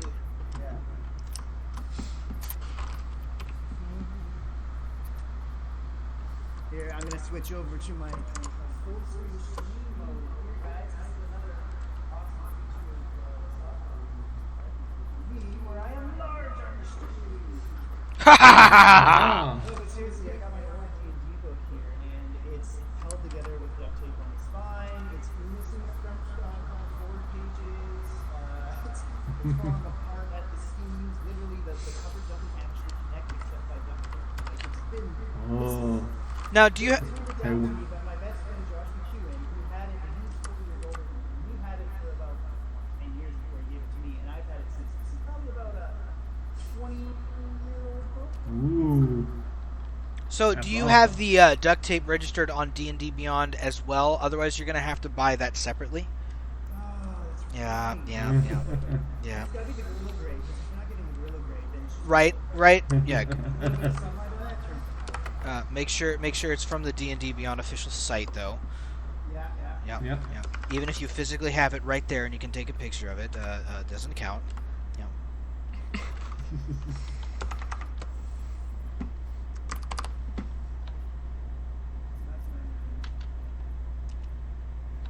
But yeah, I didn't know about feats in D&D until not fairly recently, or I guess recently, a year maybe. But I played a lot of D&D before learning about feats being. That's what I get for not actually looking at the entirety of the book. I mean, even if you do, man, like first time doing that, you're gonna miss something. Yeah. You know, there's just a lot. There's a lot.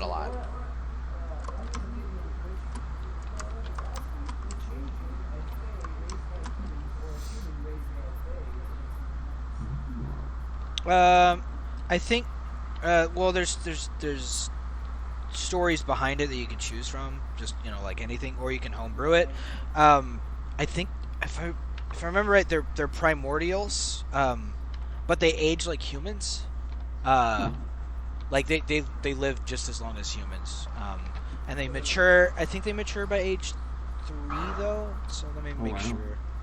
3 years, you're an adult, man. That would save so much time. Well, you'd You're probably having be an like awkward teen still day. learning language. You know what I mean? Because you're mature physically, but yeah. Let's see, changeling. Okay. I guess if you can change into different things, you could mature. Like, They're instantaneously. shapeshifters, personality. Physically, anyway, not probably not mentally.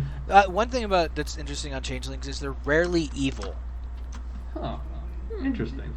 Yeah. A lot of good potential to be evil, but that's comforting, I guess. Comforting if I ever run into one. Well, I mean, you wouldn't know. They're a changeling. You look like anything. Oh, dang it, you're right. Which is good, because at least they're not going to like be my causing stuff and rip my face off. Yeah. ADHD sounds rough. Yeah. It does, though. It really does. Also to note, suicide cutting rate is. No, I'm kidding. I'm kidding. Oof. I'm kidding. I'm looking at all these changeling arts, and they're all in like, as if they're from the movie Underworld. Like they're just goth, like everything, which is weird because they're rarely evil. Maybe they're just really moody. Well, yeah, because I'm not lying. I'm literally like, I'm telling you the truth, man. Just straight dro clothes right now. Yeah. Huh. They also I mean, are known yeah. to listen to Three Doors Down and MCR. I mean, they probably have a certain amount, yeah. You're right, it's all like dark neck leather on most of them. Like, They also have like, what was interesting when I made one, they have 1-syllable names. ooh, I like the bard one. That's Oh. Yeah, it's also OP, and some DMs ban it. bard changelings. Yeah, I can see that. Yep. Yeah. They straight up ban it. Honestly, like, don't play it if you want to have fun, because like it's Well, it's like, yeah, because part of the fun challenge I feel of being a bard is like being a goofball that has to like learn to have people respect. They're like, this guy's like a clown trying to impress. What are you us. gonna do? Play me to death? Like. Yeah, and then and getting that, slowly building that repertoire, but to be able to just like right out the gate, I can do whatever I want.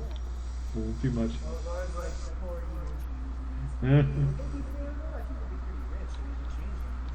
That's true. I mean, if they pretend that they're rich, I guess that's how that works. It's like, I'm rich now. Then they could just change themselves into a pile of gold. Not in it. Yeah, they can't do. Limitations, they can't do stuff. Yeah. There's also like interesting. There's like shifters, but they're B style related, so they're like. Oh yeah. They're half, or they're quarter or half. I can't remember. Of a were race. Yeah.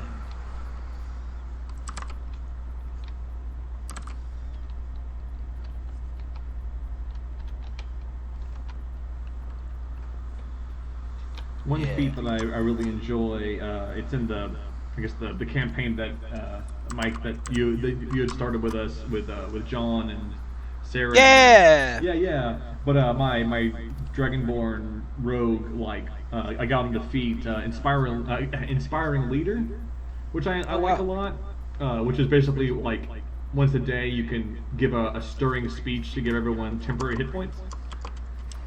Oh, nice. So every morning my guy's like, hey guys, we've been doing a real good job. I think we got this. We're gonna go out there and knock them dead. And then like everyone gets like 15 temporary hit points for the day. Wow. What level are you guys now? We're like 16 or 17. We're getting pretty, Damn. pretty beefy, pretty tough. You're gonna have to like either end it or like I don't know. Like I've never reached 20 with anything. I've gotten close, but Yeah. I don't know what you do. Like I think we're close to the end right now. yeah, good. I think Sean's character fits in pretty well. Yeah, it seems.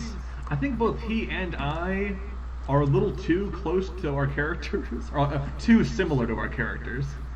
So I feel like sometimes when we get like when our characters butt heads a little bit, I'm also kind of like, do you really feel this way in real life? But then also I'm like, oh wait, or am I getting too roll? too deep?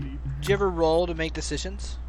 Not typically. That's what Sean does he when does. he's trying not to be biased. Yeah. But I think at this point our characters kind of have our way like our we know how the characters would react to a lot of stuff at this point. Yeah, that's also cool, growing with your characters over time. Yeah. Until someone makes a stupid decision and you all die to giant cloud giants. Yeah, that's typically my job in that campaign. Oh.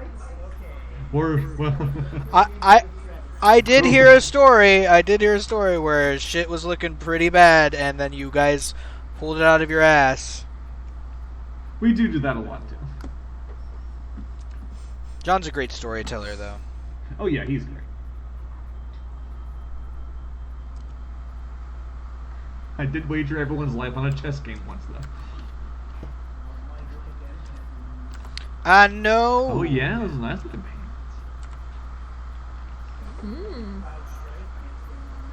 No, I'm gonna not like his shit's so weird to me in that game right now because it's like it's just kind of blah, blah, and then it just goes. I'm doing a visual where like it's just his pants just kind of end into his boots. I wonder if they're just like actually connected to his socks. Yeah. I'd be pretty mellow too if that was the case. They're really comfy.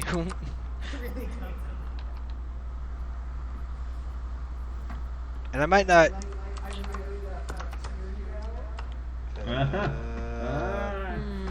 Grown. I was reading your review. I'm not all the way done with it, but I had a feeling like it was going to be the case.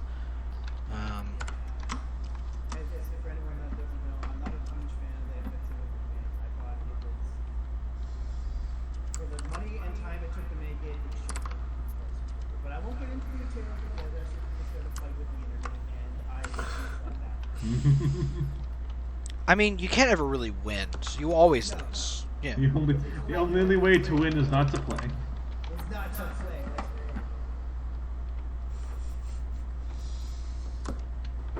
Although I got a lot of nostalgia happening. Yeah, at first it was really great. When Barrett goes da da da da da da, it was great. Do you remember when he's not spoilers, but more like when he's like they're going on an adventure to get some mighty loot. Yeah. This is fucking great. That was great. I love that.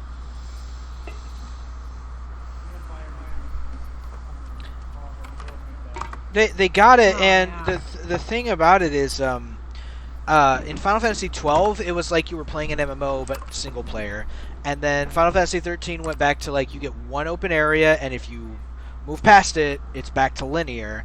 And this feels very linear, but also because of where you are in the part of the story, you should feel like you need to get going. But I just like I think I've been spoiled as modern day games are very open world where you get to kind of decide your own adventure, that sort of thing. So. Yeah, but you're not there yet in the story, so I'm interested to see. Yeah, and I hope they don't. They better not push that shit to the fucking third one. No, even. Oh well, they're definitely gonna do that.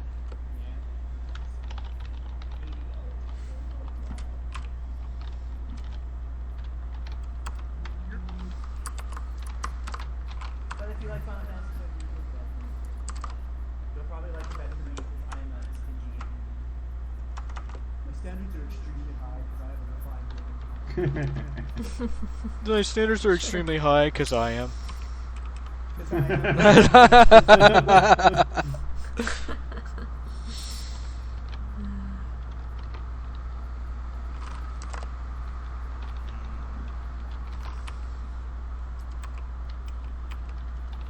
Let's change that.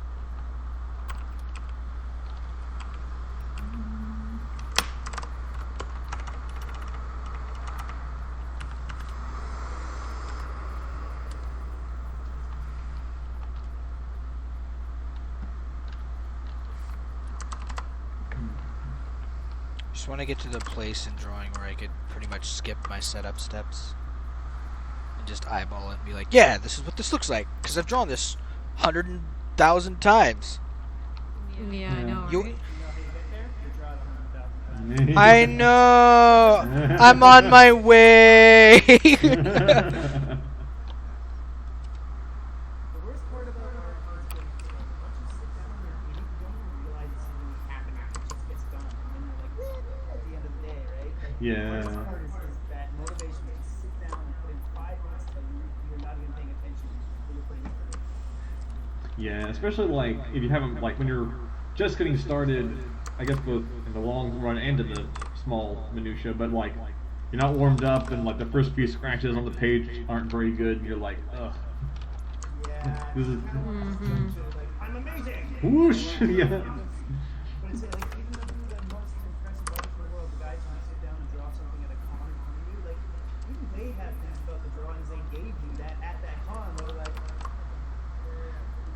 Yeah. that and unknown to you, they've drawn that same pose so many times that they're like, all right, I got this. Yeah. They won't tell you that they don't think it looks good. Yeah. If they're smart. It's like it's a $20 sketch. Yeah, you don't want this one. It's not very good. Let me do that again for you.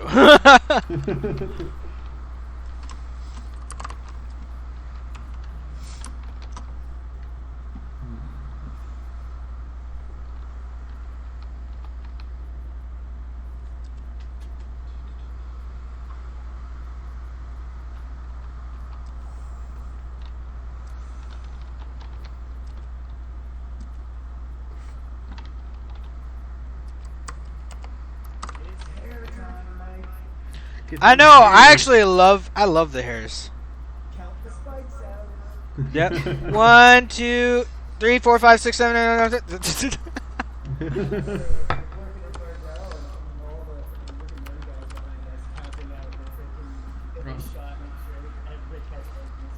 Oh, Is this yeah. correct? Oh, dude. How many spikes? So like I've been binging through The Simpsons lately, and it's like, how do they keep track of how many spikes Bart's hair is? Yeah, right? Well, I mean, I assume now they have rigs that are just that you could possibly use, By this point, I know they still do it's done overseas, but they probably have something. It's kind of shortcut.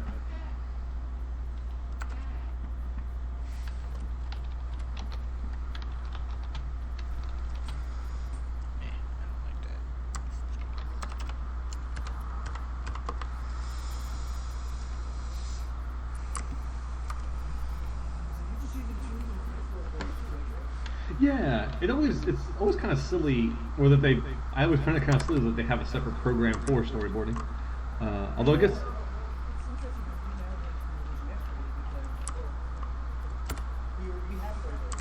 yeah,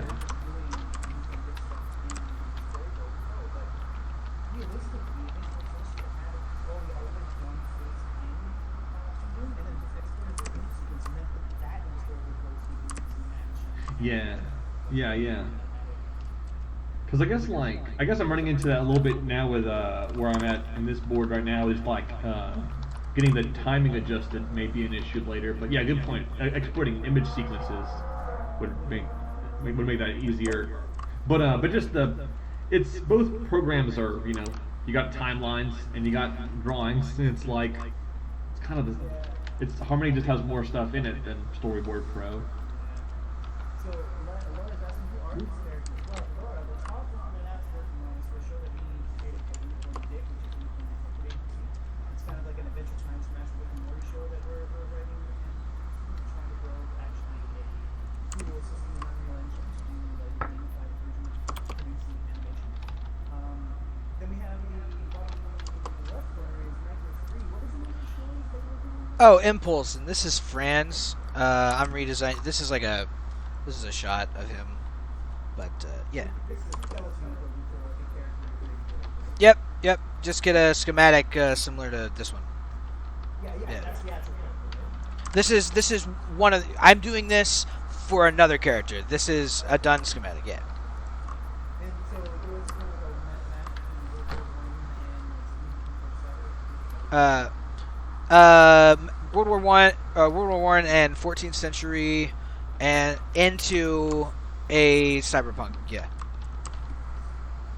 And Travis, he's working on one called Rough and Tumble, and it's actually one of my favorite things we've been working on. It's such a unique idea because the characters are adorable. It's what this tank team do of a hedgehog some time ago, who get out of school, get real jobs, and have to get their lives together. And they're kind of bored, don't know what to do, don't have a direction, until they find a backyard wrestling team, and they join it and become Rough and Tumble. And that's, if you go to his Twitter and to Instagram, he posts a lot about it. There's some animatics on it, and it's gonna be a fun one. Yeah. Wrestling. Yeah, it's been a couple years now, I think. Got a script pilot. Yeah, it's been a couple years, definitely, yeah. But it's come along nicely. Lots of wacky wrestling antics, all like these animal creatures with different animal themed gimmicks.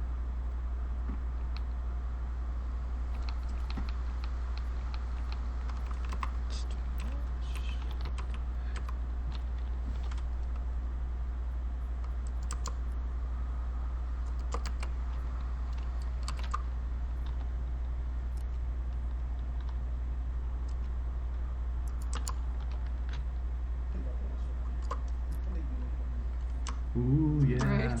That's nice. Yeah. So weird. It's back. Oh, yeah. A lot more clear than the rough ones. That's something I have a lot of hard time with. It's really scale that between characters, especially the cartoon or like Yeah. how big should Papa Watch be compared to Oh, yeah, good point. Natalie, Laura says, I really like this interdimensional unicorn clock thing you got going on. Right? What's not to love? Yeah.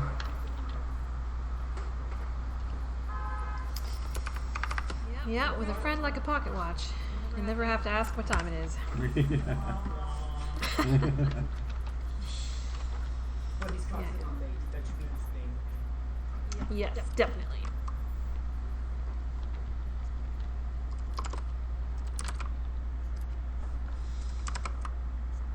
Flashing lights in the crowd. I love how simple of effect it is, but it works. Oh yeah, all the little like circles and stuff. Yeah, it's like it's funny. Like despite the fact that technically it's a crowd, like a lot of the backgrounds in the show, even when there's like the final versions, it can be very simple. Like it's mostly just a mat, some lines, like some lines from the ropes, and then just like colorful splotches for the crowd. Pull a Samurai Jack line. Yeah. Because he loves that show, and although the way they do the painterly effect on it, the shapes themselves and what actually defines and fills the scene is very simple. Yeah, you can get like very you can kind of abstract with it and stuff. Yeah. Yeah, exactly. And I have a hard time doing that. I always have to make sure it's obvious what you're looking at. But starting to get into more of just using more blocky shapes with like essence, especially when you're dealing with background and environments, because you don't want too much detail overwhelming the actor. Yeah. Yeah, it's really amazing what the human brain can just put together with such simple cues. I love implied line theory. It's my favorite. Where your brain, you give it just enough and it draws the rest. Mm-hmm. Exactly.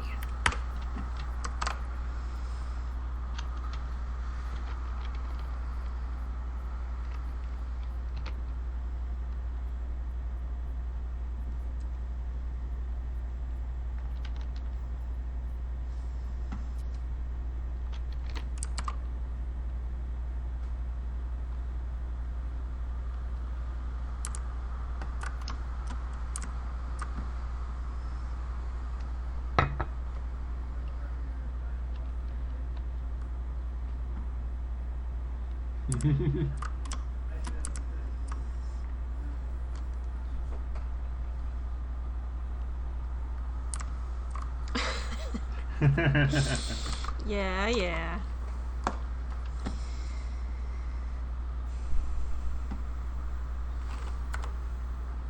Oh. Oh.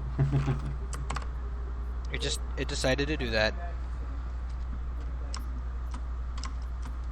Oh. Yeah. Hello.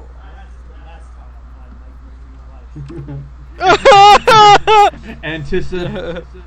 And now we're back.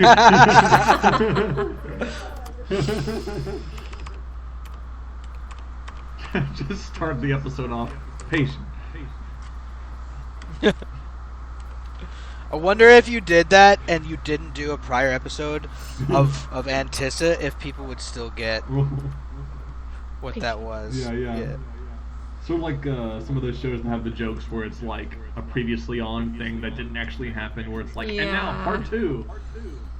Love that.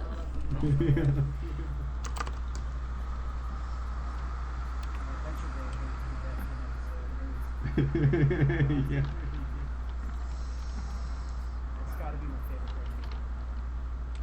I love Rick and Morty, but Venture Brothers, to me, the character development, and honestly, probably one of the best really The monarch. I am the monarch! Oh, that's awesome. Oh, honey, you're crazy, and I love you so much. Thank you.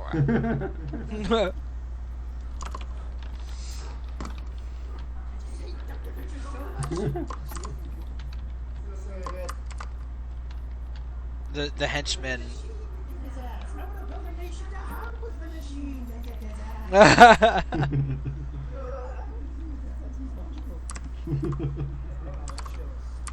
So good.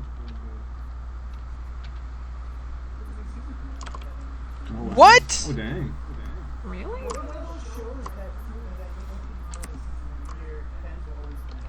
Yeah. I will always come back for Adventure Brothers.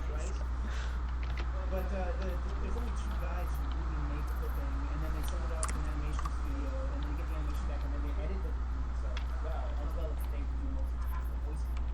Well, that's actually a really fun way to do it, though.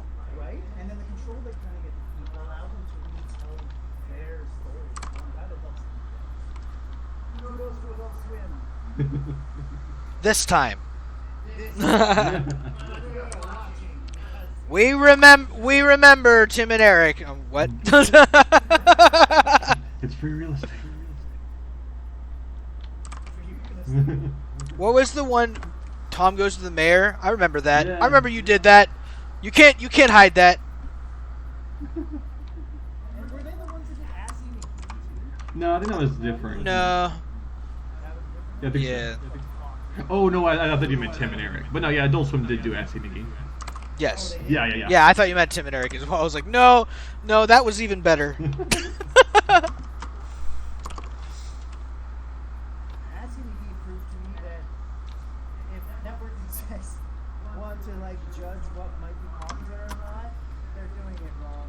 Because really, if Assy McGee gets off the ground, Hey, but it's literally a butt joke. The whole thing. Adult Swim knows. Adult Swim has a brand that they try to stick to. Their brand is ass. audiences change so much. It's all about getting niche audiences these days. And Assy McGee definitely got one. Didn't last long, but they got one. You know, it's the fart that counts. Oh yeah, and I guess before then though, I worked on Laser Wolf on Adult Swim. I've never heard of this. I have to go. Yeah, it's the rapper Laser Wolf. It's the rapper Vince Staples, and it's him as a wolf with a laser on his back, and That sounds amazing. Yeah, there you go. I'll watch that. It's very adult swimmy, but it was kind of fun to work on. The direction was I think on the production, all the production people really hated it because they had to. It was a lot of had to push and pull, but for us animators, we had very little to work with, but in a good way. Where it's just like I'm gonna make them dance. I'm gonna like add this into it. Oh my god, it's so. Yeah, it's a very fun style, very like kind of noodly, very minimal. But it was I enjoyed working on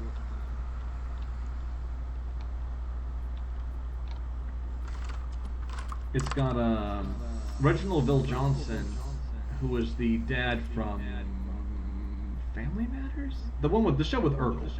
Oh, The guy who was Family Matters. Yeah, the guy who was also the cop in Die Hard.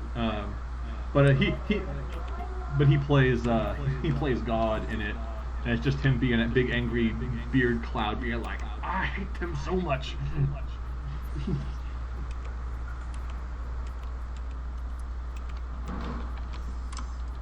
A very dumb show, but a fun kind of dumb.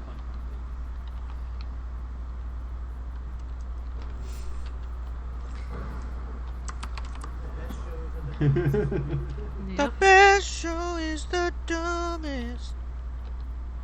Mike's also a musician, buddy. Yeah.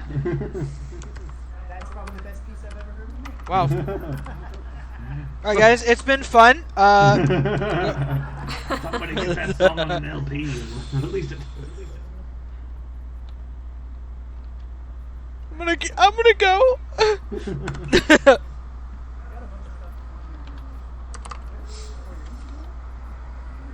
I have some on my Instagram. Mainly I kind of took everything. There's something on Spotify. I took it all down because I'm reusing some of my songs for a cyberpunk musical that I have a grant for that I'm kind of waiting for Oh. the production. Grand. Yeah. I'd like to live my life, please. No. Okay.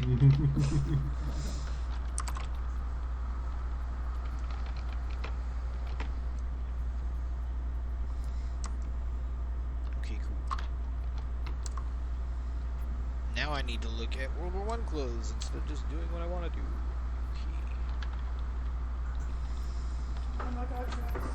So many, yeah, it's like, let me look at 3 different overlapping drawings at once.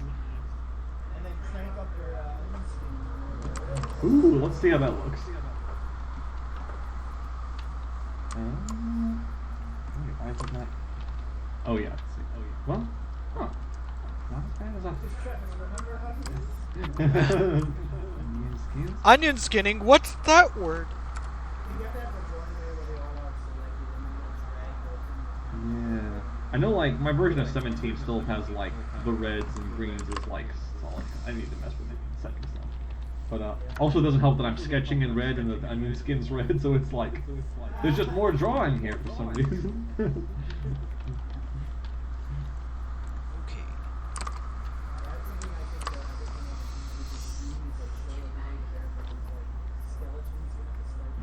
Skeletons. Oh, yeah. Yeah, done. Yeah. Yeah. I kind of feel like the idea of showing everybody all the bare bones and like some of the stuff I make is absolute garbage. After a couple of iterations on top of it turns into a turd covered gold. Yeah, it's fun. Yeah, sure. the Yeah, process. that's what that is, But yeah, the process. I like that a lot. Yeah, because yeah, it seems like a lot of times when I watch art people online, it's like Okay, guys. After you do all of your setup steps, this is what you do next. It's like them adding a. Today I'm adding a lens flare to my already perfect drawing, and there we go. It's done. It's like I just need to add these little bits of lens flare on the top to make it look perfect. And it's like. Yeah, yeah. Yes. It's like you fell asleep in class. Wait, what? Who does that? What? I feel. Alright, ladies and gentlemen, we are going to be back in another about 10 minutes. We're going to take our second break today so that I don't kill our artists. These guys have been practicing bladder control for weeks to prepare for the stream. But, we still have to make sure that we don't get a Wait, we were supposed to wait. You weren't just going like the rest of us? I mean, I did have my jar here, but I was trying to You said to let it rip right before you started. I don't understand. Okay. dumb and dumber. Just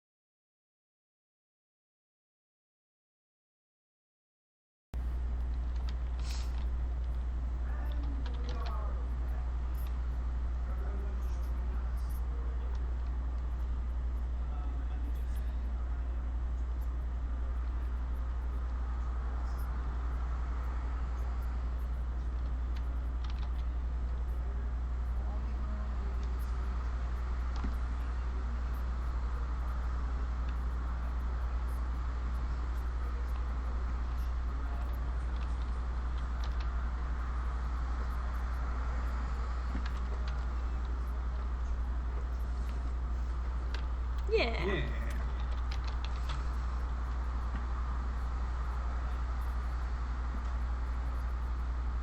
And an audio file of children cheering. Yay! We're back! Yay!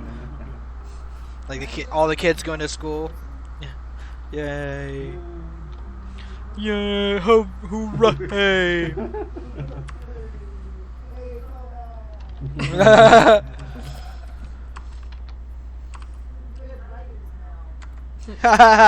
We know how to call back. Remember that time when we told the joke? Wouldn't it be funny if we told it again? Yeah. Yes, Matt and Trey, it would be.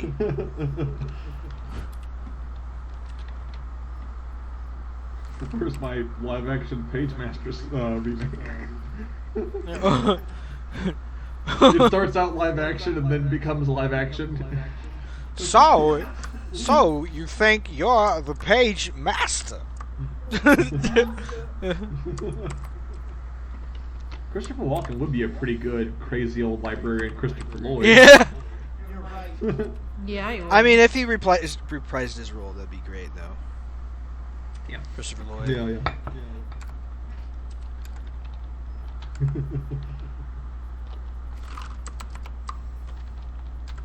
Yeah, I think I would be down for like an updated. No, go ahead. I was gonna say, yeah, I guess all the cast members that are still up and around. Patrick Stewart, Whoopi Goldberg, the guy who plays Fred in Scooby-Doo. Wait, what was Patrick Stewart in that? He was the Adventure. Oh. Or I guess we don't have Leonard Nimoy to be Dr. Jekyll and Mr. Hyde. No. No. But a lot of the main cast, yeah, they're still fully told. Maybe we can get Zachary Quinto to do it instead. Zachary Pequeño. Mm. He's a Pequeño Zachary.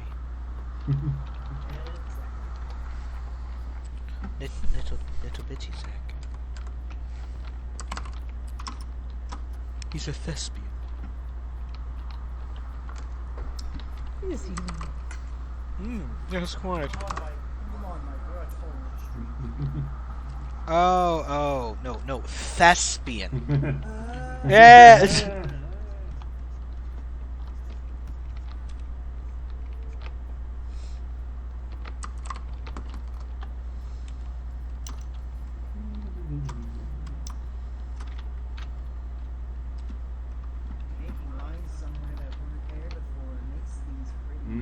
Yes.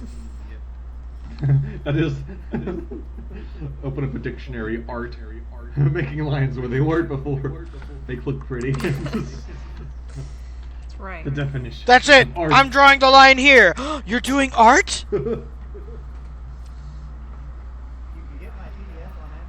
This is. Thank you for your TED talk.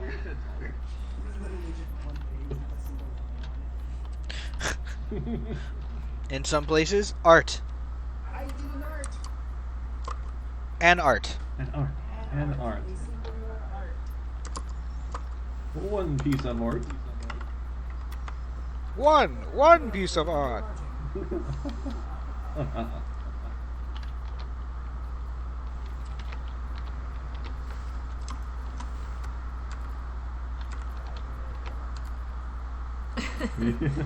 Laura, our number one fan. Laura!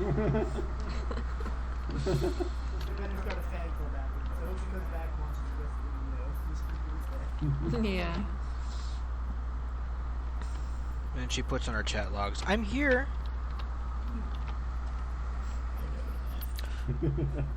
I'm also apparently Batman.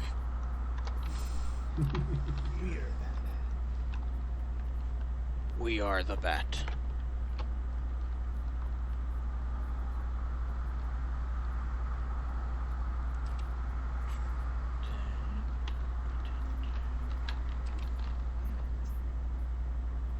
That happens Mhm. frequently.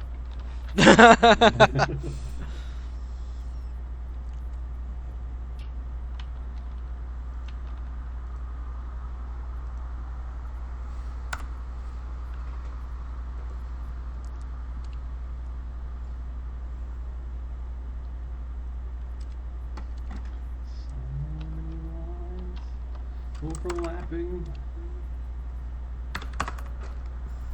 Lines overlapping.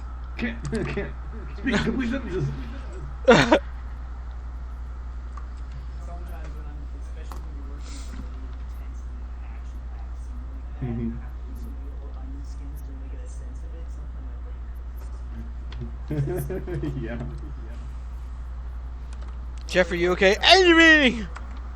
Start drawing one of the lines and you'll realize you're following the wrong onion skins. Oh, yeah.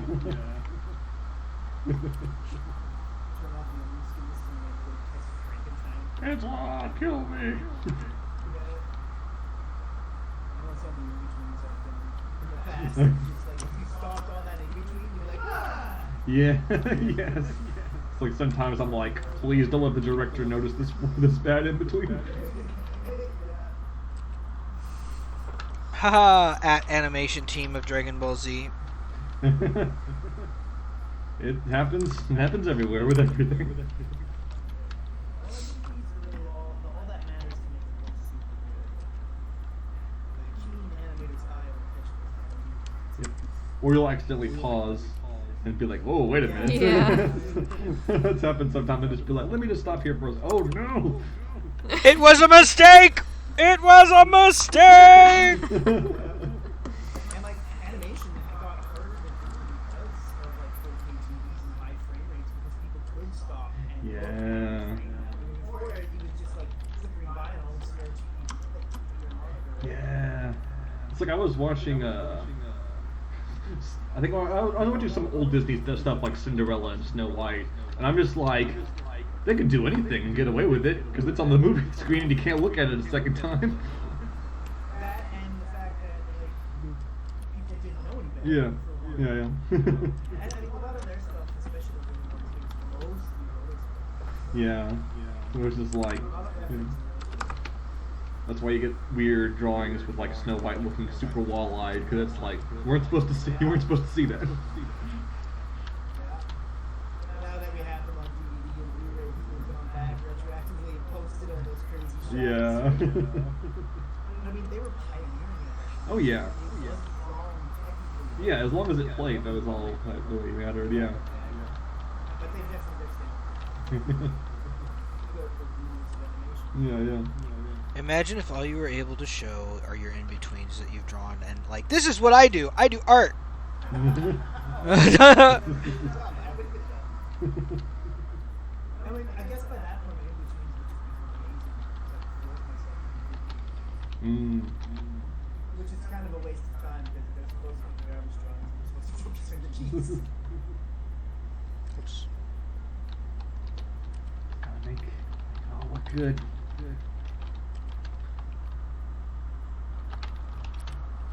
I've noticed, you know what taught me a lot in doing animation is that you should really focus all your time and effort on the things that you want to get the most emotion in. The rest of it really kind of just sit there and high, and you have to in order to be economical as a small team. Us, we have so many corners. Headline photo for that stuff. Yeah. And it's like, ultimately, it's always a weird line of like being kind of a perfectionist with all the details. But a lot of times, like, I was rewatching the Critic recently, with John Lovitz. Oh, wow. It stinks. But yeah. But I was rewatching it, and there's certain scenes where the lip sync does not match at all.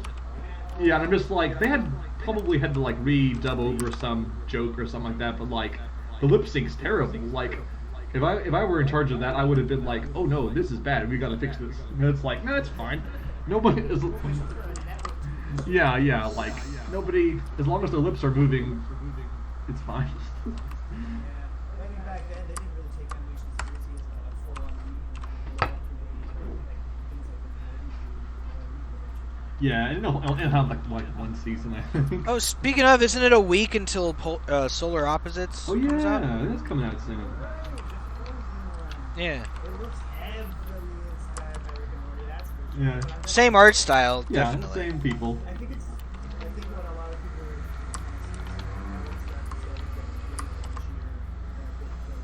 people are That's gonna be hard to be darker, but yeah. Yeah.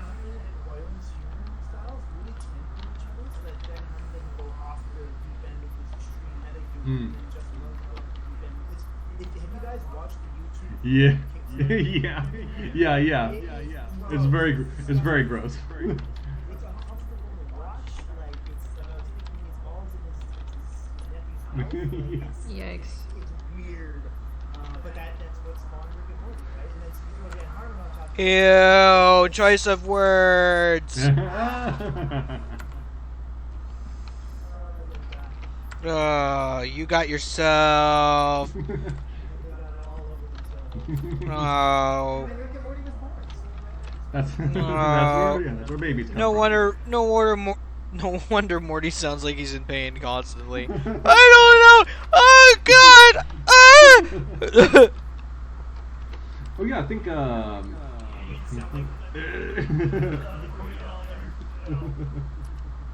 think wait, was his name Mike too? A lot of Mikes. But that we worked with on Harmon Quest. I never remember people's last names. I was like, what's his name? Yeah. I think,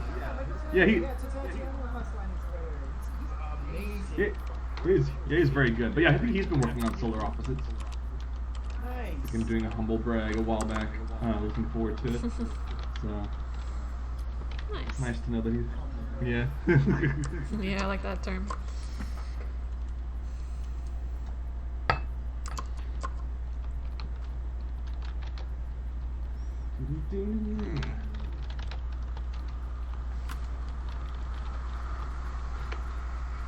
This is the part when they just finished clotheslining the chameleons, and Kevin Corgie's like, and they just did a clothesline on the chameleons. And he's like, I think they did. They're both kind of like squinting, being like, I think that's what happened.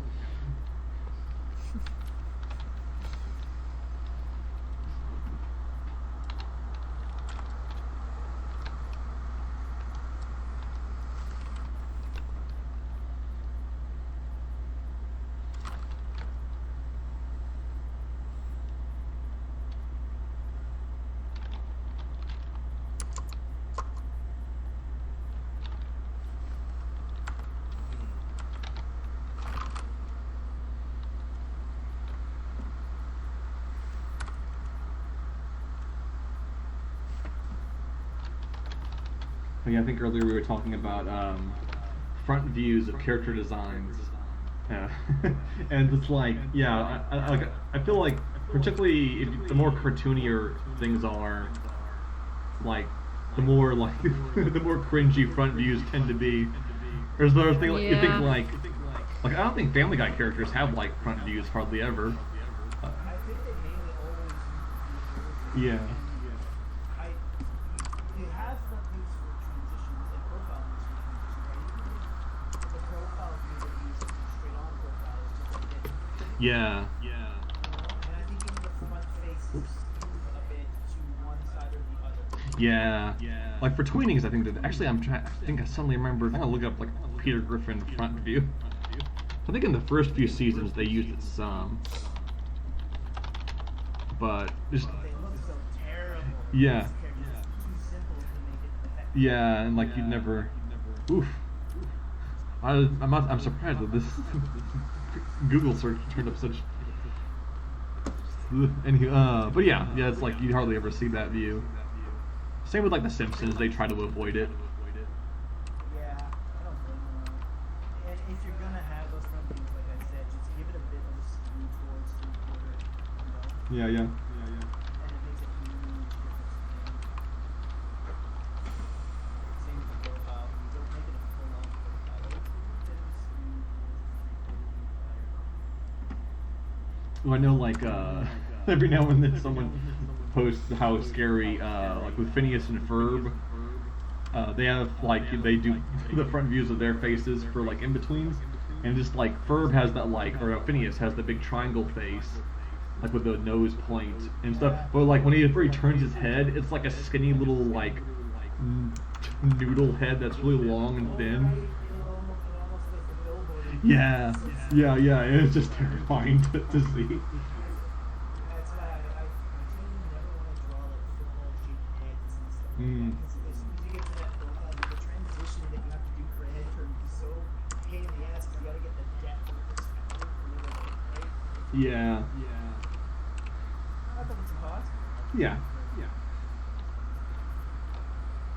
Well, like I know, it's definitely that way with Rough and Tumble because like we have a lot of heads that only work in the like kind of 3/4 profile of you like Kevin Corgi for example. At some point I need to draw him more front facing, but for now it's fine that his head's always sideways. It works. Totally fine. Yeah, they're not gonna move around or like spin around at all. And then with all the action you have to draw because Rough and Tumble jump around. But it has spots where you're like, this is easy. Yeah.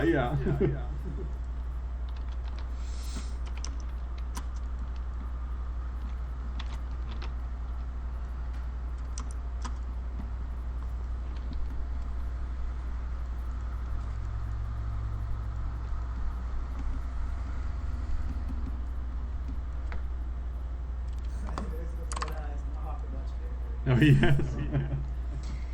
Yeah, they have all got them. I'm not going to fill them in at all until. Oh, hang on, let me fix that. He has no mouth, but he must scream. There you go. Is that better?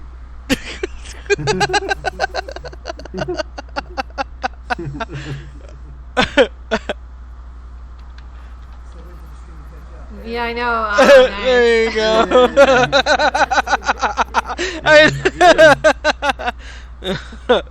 Leave it. There we go. Yeah. There we go. All right. Perfect. Yeah. Okay. All right. Let me go back. I'm trying to find the right face. I might have not done his nose right because I'm not getting that arrogant feel. What was that? Oh, Yeah, it's JoJo Bizarre's Adventure. Yeah. Oh, yeah. Yeah. JoJo. Good matter. Oh.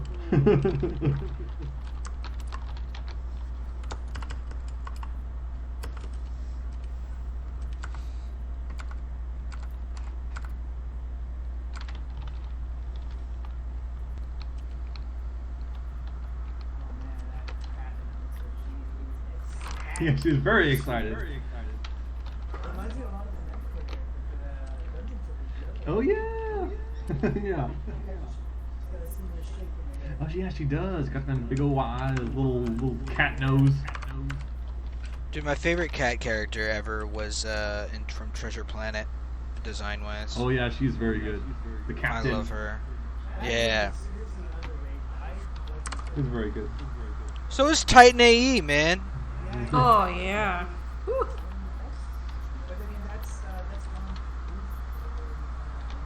Yeah, I think wasn't that his, like his He's last like, one? I'm going over to Broadway now. Okay, bye.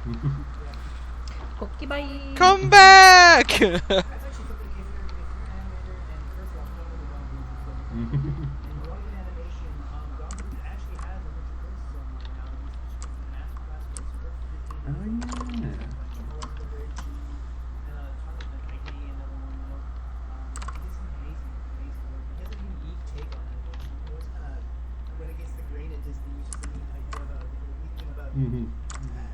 Kids can go through all the darkest places so long as it ends on a happy note, right?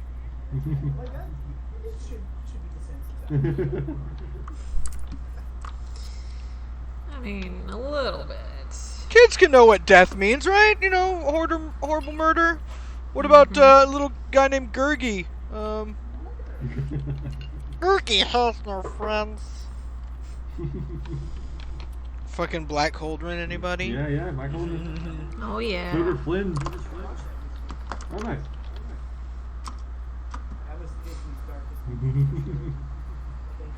I've heard that they there's like a lot of. I heard there's like a really grisly scene that they had to like cut out when the Cauldron Born were being made. Yeah, apparently like it was supposed to be like there was supposed to be a scene where like they had a bunch of human like men that they were gonna like sacrifice to the Cauldron Born, and they get like zombified and very like gross, like their body is like disintegrating into nasty skeleton monsters. I want to see I that. know, I really want to. They have a few images of like the footage that they cut, but I want to see like the scene. I want to see this scary scene that they showed. Show me the that they showed to scary. kids and were like, "Uh-oh, this was a mistake."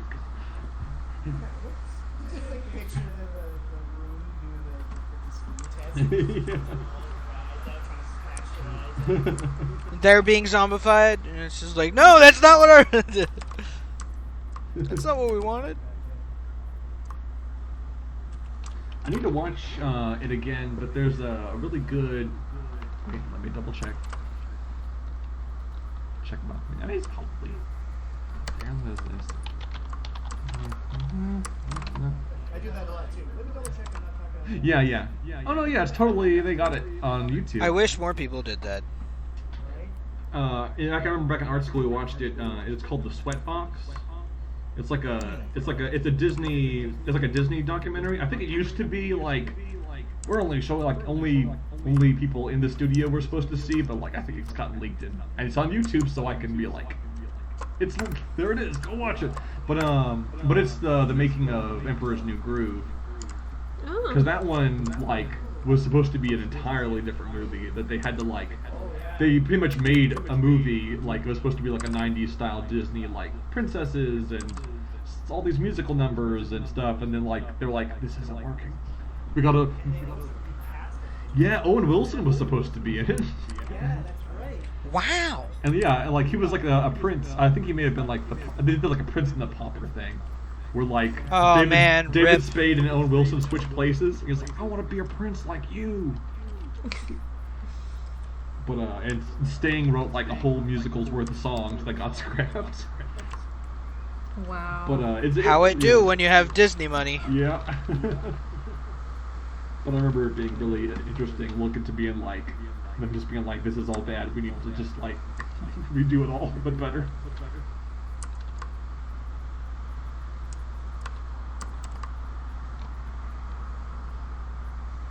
Fire everyone. What do you mean everyone? I mean, I am the only one that works at this company now. Everyone! Yeah, the professional. Yeah. Man, I always wanted them to make a Matilda. Ooh, like a Disney Matilda? No, like Matilda from the Oh, other sorry, professional. the professional was like the psychic. But no, yeah, Matilda. Ooh, that would be a pretty good like sequel or like a. It's almost like it's a sequel, but it's more like we follow the girl, Yeah. but she's yeah. grown up now, you know. Yeah, ooh, that's kind of a good That could be good. idea. Yeah.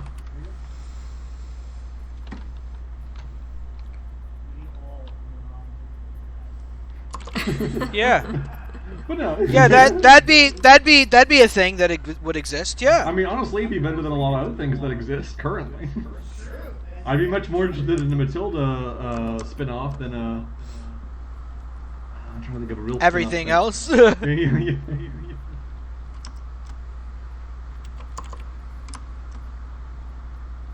It's okay. You don't have to like my idea. No, I like it. I'm just trying to It's think of a fine. bad. It's fine. It's fine. It's fine. I guess there's like. Oh my God! Oh Lord. Don't drop that fucking word on me. I think aren't they doing like a Loki spin-off of the Marvel Loki? Which I'm sure it'll be Oh, really? good, but I'm also like, Yeah. does this need to be? I don't know. Need? Yes. Yeah, it does. Yeah. Oh yeah. Huh. Which is weird because it looks like a super like the TV before it's all in black and white and they're in the 1950s and it's weird and Oh, I have no idea what to make of it. interesting.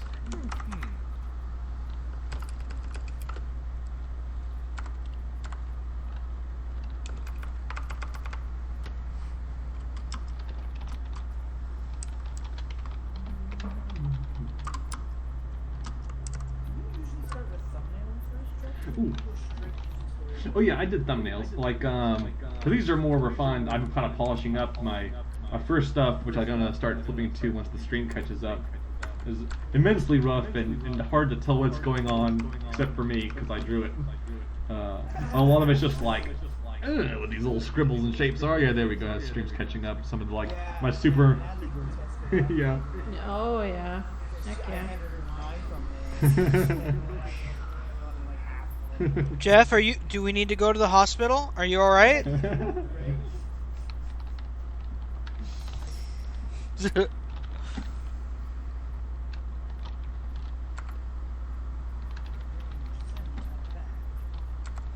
Ah, yeah. Show them their place. This way, to the back. Why? Because you're background. Oh, I see.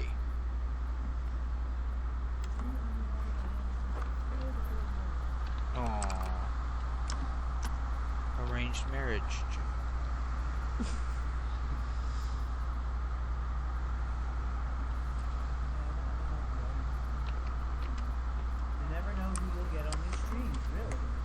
Haha, I've been forced to marry to my wife for 8 years! Oh, I found that hilarious! Haha, every day.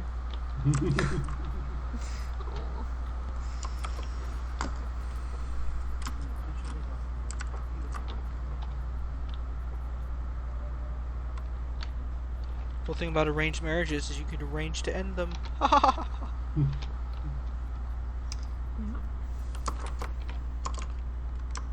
That's illegal. You know one thing I wish you freaking had? Was it?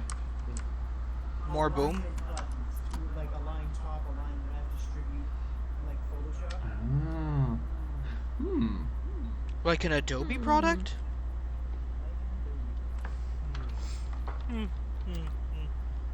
Well, knowing Adobe, they probably bought those buttons.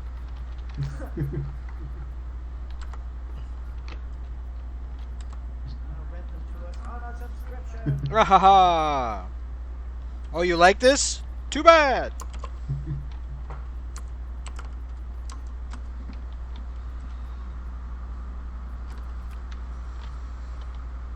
Okay.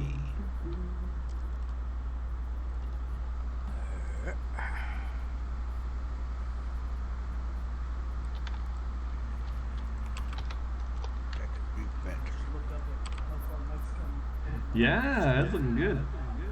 Thanks, man.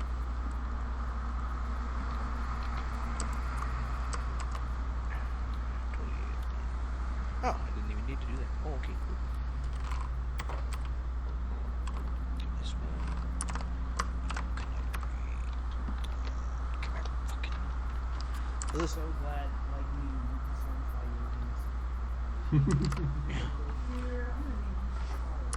me, Jarek, would you stop it?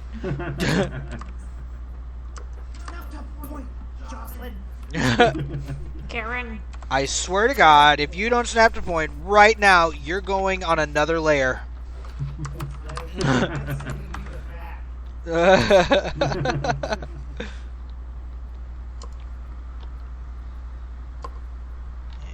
just redo that. Out of doing everything on hands, you would think fingers would be the toughest part. No, knuckles. Where the fuck do you put the knuckles? It's you have to find like a good balance a lot of times too. Like if you don't have any definition, like sometimes it's like, is that even a hand? Is that even a knuckle at all? Do you put too much? It's like He looks too meaty. Yeah, exactly. It's like, why is there so much detail on this knuckle? I remember struggling a lot with Oh yeah, he had them big meaty hands. Yeah, they were big sausage fingers. It was hard to have like clothes and look right without the hand looking like he's got like something like a hand and allergic reaction. Yeah. Meaty sausage hands are hard to work with sometimes. I guess when you're in that kind of weird in between realistic and not realistic zone. I think It's almost like you have to make a strong decision one way or another, and you just kind of have to roll with it, right, and see if it worked. Like Rough and Tumble's like Tumble's got pretty meaty hands, but like it's kind of cartoony enough that he can kind of just like have the. Yeah, so yeah, that makes a big difference too. Yeah, really. Yeah, five big meaty fingers, like they just become hands with legs attached. It's too much hands. I remember quite often I can't see that these fingers kind of look like a penis. Oh, that is that's definitely like that's something I often worry about, especially when you have like if you're doing a pointed finger with the cartoony hands where it's like you got the two like curled in fingers and the one sticking out finger. Like it's gonna be suggestive looking sometimes. It'll look better when it has color in there. Yeah, of course. Again, like of course, a lot of the characters be animated back over flat style. Yeah. Animation cheap. We'll do that lighting.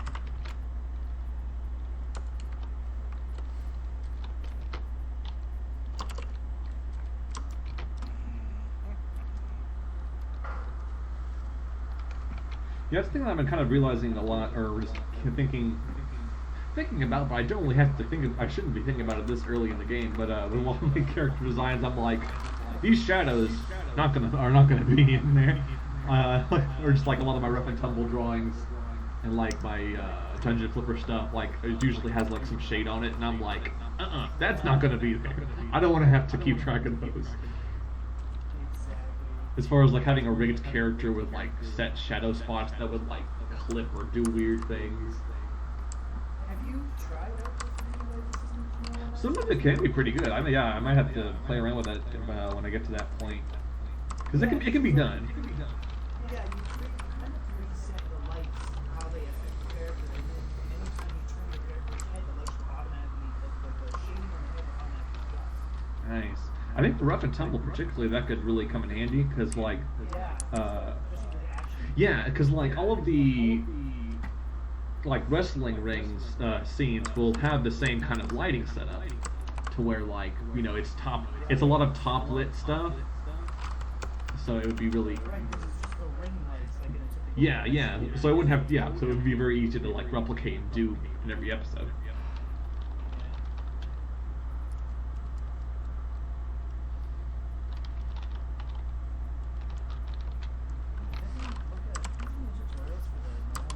Mm-hmm. It's not specific to characters too. You could draw a whole environment and a scene and everything, and then make a layer just for a normal map on whole of it, including the characters, and you can move the light through the scene and change the whole scene light too. So it's not just for the characters. You can add it to any drawing layer. Ooh, nice. Get some really cool like ring entrances. Yeah. Getting in there, get some like fireworks. And plus, now you get the open effects library with the subscription to Yeah. you get a lot of those lighting effects and Nice.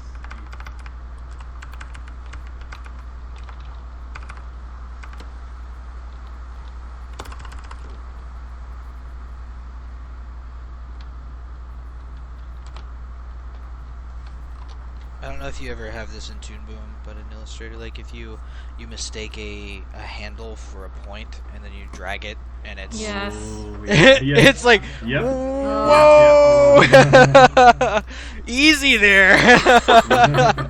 Can you tell it bothers me too? Yep. Yeah. Yeah. I feel ya. To just literally like toggle like I'm doing all point editing right now, software, so don't fucking select anything. Right. That'd be nice.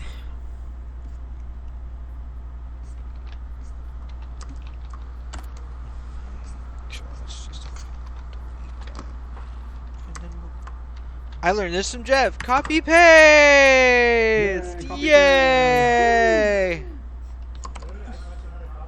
You taught me to just fucking do it.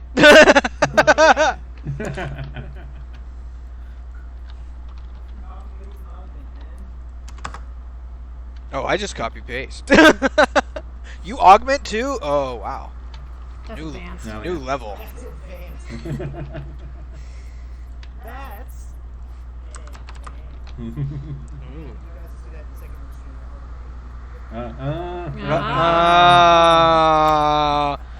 It did sound like too much.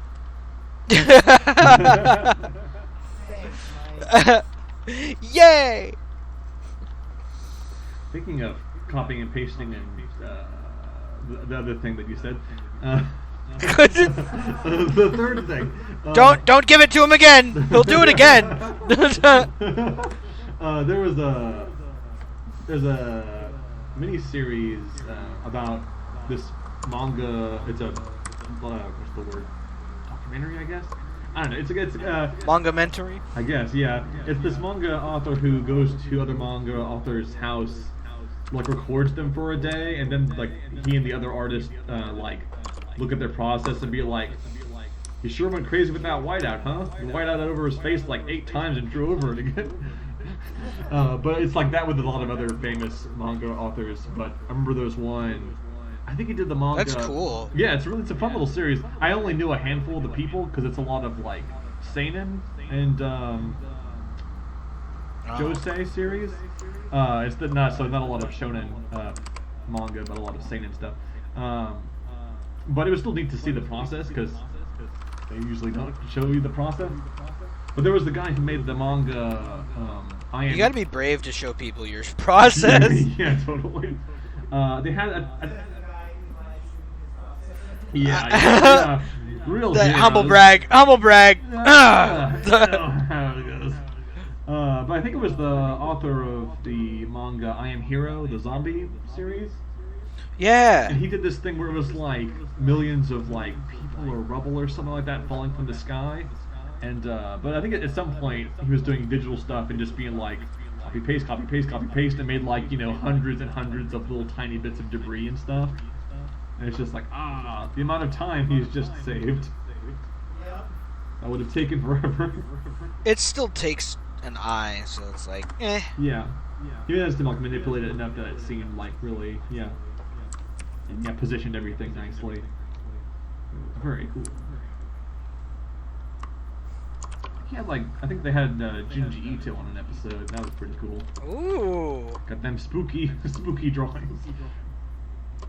Dude, him and his fucking ideas for horror. Yeah. Ooh. How about ass pump machines? Ooh, Lord. So gross. Nat, you just Yeah, either you that's know a what weird Ito is or you don't, and it's okay if you don't. It really is. It's totally okay. You never have to see that. It is because you can't unsee it, and you're like, man, this is gonna wind up in a dream. It's gonna happen. Oh well, maybe you want to see Ito to like change it up a little bit, you know. I think I remember. Man, this is just me talking about things I remember. Remember back when, but no, Pepperidge Pop remembers. I think a while back, Junji Ito was doing a tour or something like that in the States, and I think they had like a thing where people were asking him horror questions and stuff. But I think I remember someone at some point was talking about like Animorphs. And then Yeah! And then being like, what? He's like, what the heck is that? And it's like you turn to animals, like, and they're showing him like the book, and it's like, and do you have these weird parts where you're in between the animals here? It's like that is scary. That is terrifying. Says Junji Ito, the master of horror. Him looking at the. They let children read these books. Him looking at the horrifying mid forms of the Animorphs on the covers, being like, oh yeah, that's scary. That's amazing.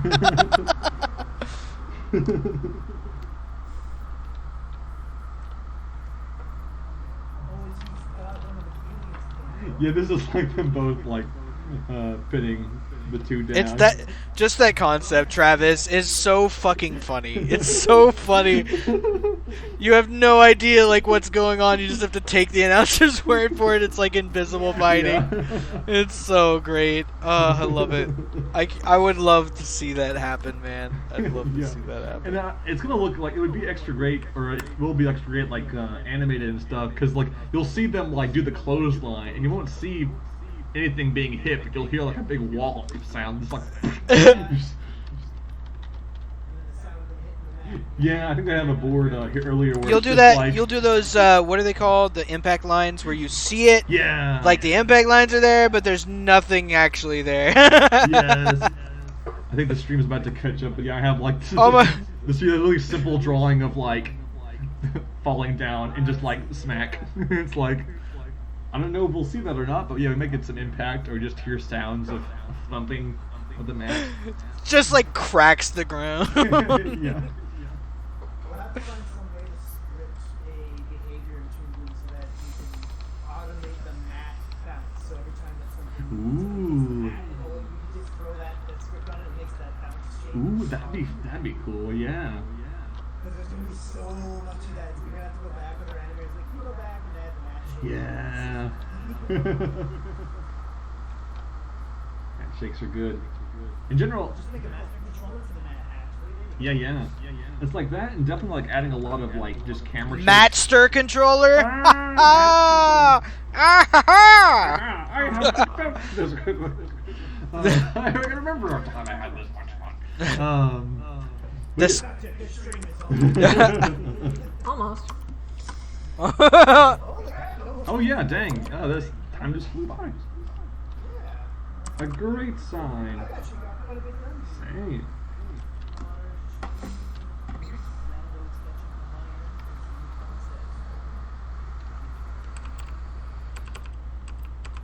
Yeah, definitely a lot of like camera shakes too, like on big impacts. Like I think. But there's an open effects plugin for camera shapes exactly for that. Excellent. Just set up a bunch of settings. You can even have it generate them. Good. It's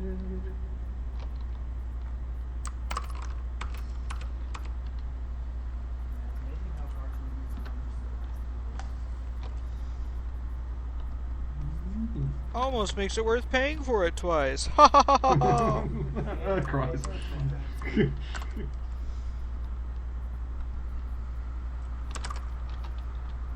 I actually almost exclusively use Toon Blue and Photoshop now. I used to use Flash and Illustrator and Toon Blue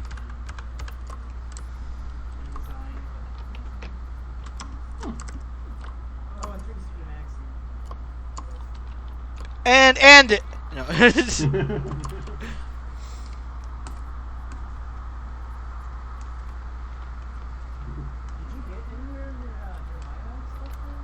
Oh, no. I guess, like, yeah, back when I was staying with you, I messed around and tried doing a 11-second club thing, but it just wasn't quite my deal, I guess. Yeah. I love 2D so I love 3D too, but I love 2D so much. I don't know why or what's so special about it. Something about hand-drawn animation, even if it's digital, just appeals to me so much. Mm-hmm. Yes. Essential workers. It's not even essential, I don't think. But the fact of the matter is, animators can work from home, whereas live action producers, lots of animators still work from home. That's good.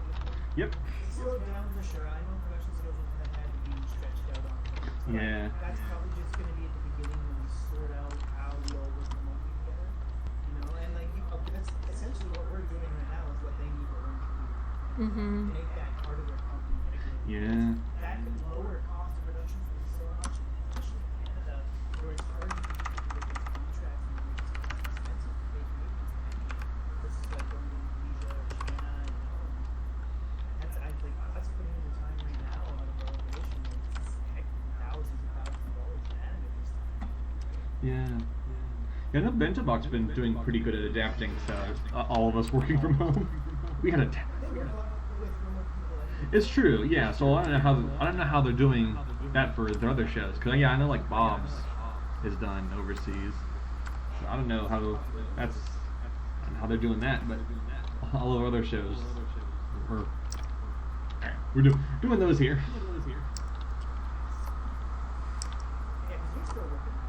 Yep, still doing the old 9 to 5.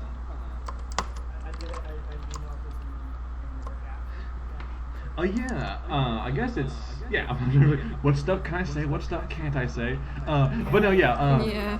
but no, because we did get, I guess, bought out. It became a subsidiary of Fox. So, Oh. but Yay! we You're got a working for 401 Disney! Yeah, Yay! and apparently the good parts of Fox, and not the bad parts. I don't know how it works.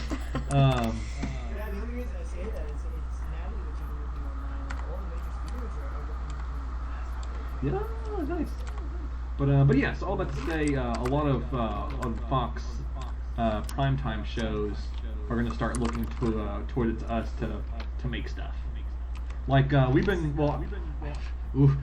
I'm looking forward to working on it, but I'm not one of the ones who does. But the new Duncanville, the Amy Poehler show, because they've made they've done retakes of that at the Atlanta studio, but I think we're going to be working on season 2 of it. Was I supposed to? Yeah, I guess the season 2's been announced, and it's anywho. I'm like, wait a minute, did I just do something wrong? I think all messed it up there. 2 people are watching on Twitch. Oh no! But no, it's fine. You're fired. What? Boss! Oh no! My boss. Well, actually, oh no! I was like, oh wait, my boss does follow me on Facebook. Oh no! That's fine. It's fine. That's sweet. I'm glad that you're still working. Working at or focused like you before.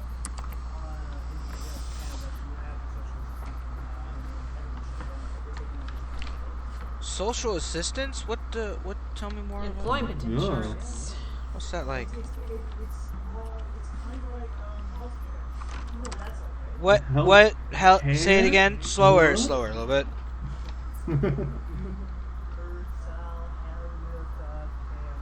Oh, I never heard of that. None of those words. I finally got my check in the other day. My singular check. That's it's just a loan that you get taken from your actual tax returns. So. Sounds about right. Really? Yeah. Yeah. Yep. Yeah. Oh. Yep. No comment. Gotta pull ourselves up from our bootstraps, guys. That's okay. Every other comment's been made. Yeah. Right? It's been said.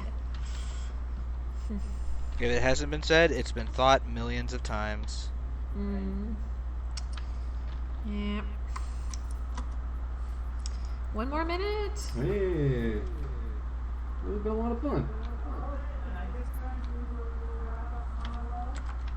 Thanks again for everybody who come in and checks out and watch and help us out with some tech issues. We're going to get better at this. Obviously, this is our first stream, but I think I had a great time hanging out with you guys. It's good to touch base and socializing with you. Yeah. Right? We will be back every Saturday right now, and we're going to be doing our art, like I said, for the shows that we're developing, ideas we're developing, our comments that we make, all the ideas that we have, but we're trying to help each other stay focused, we're trying to help each other stay motivated by giving us a scheduled time to do it, and we hope you join us and hope you do art along with it, share with us in the comments, let's make this cool, and we always want to be an open and communicative community. We want to build something awesome with a bunch of people who are all talented artists who want to help each other and lead each other. So feel free to go to stream and ask some questions.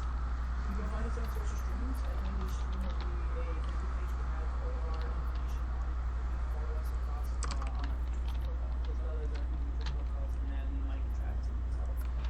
Please do share around to your friends. That would be great. And I hope you guys join us in this. Yay! Yeah. Crazy adventure. Oof. So well, thanks everyone for joining us. Thanks guys for doing this again. We'll see you guys next week. Yeah. Yeah. signing off. Yay! Yay, bye bye.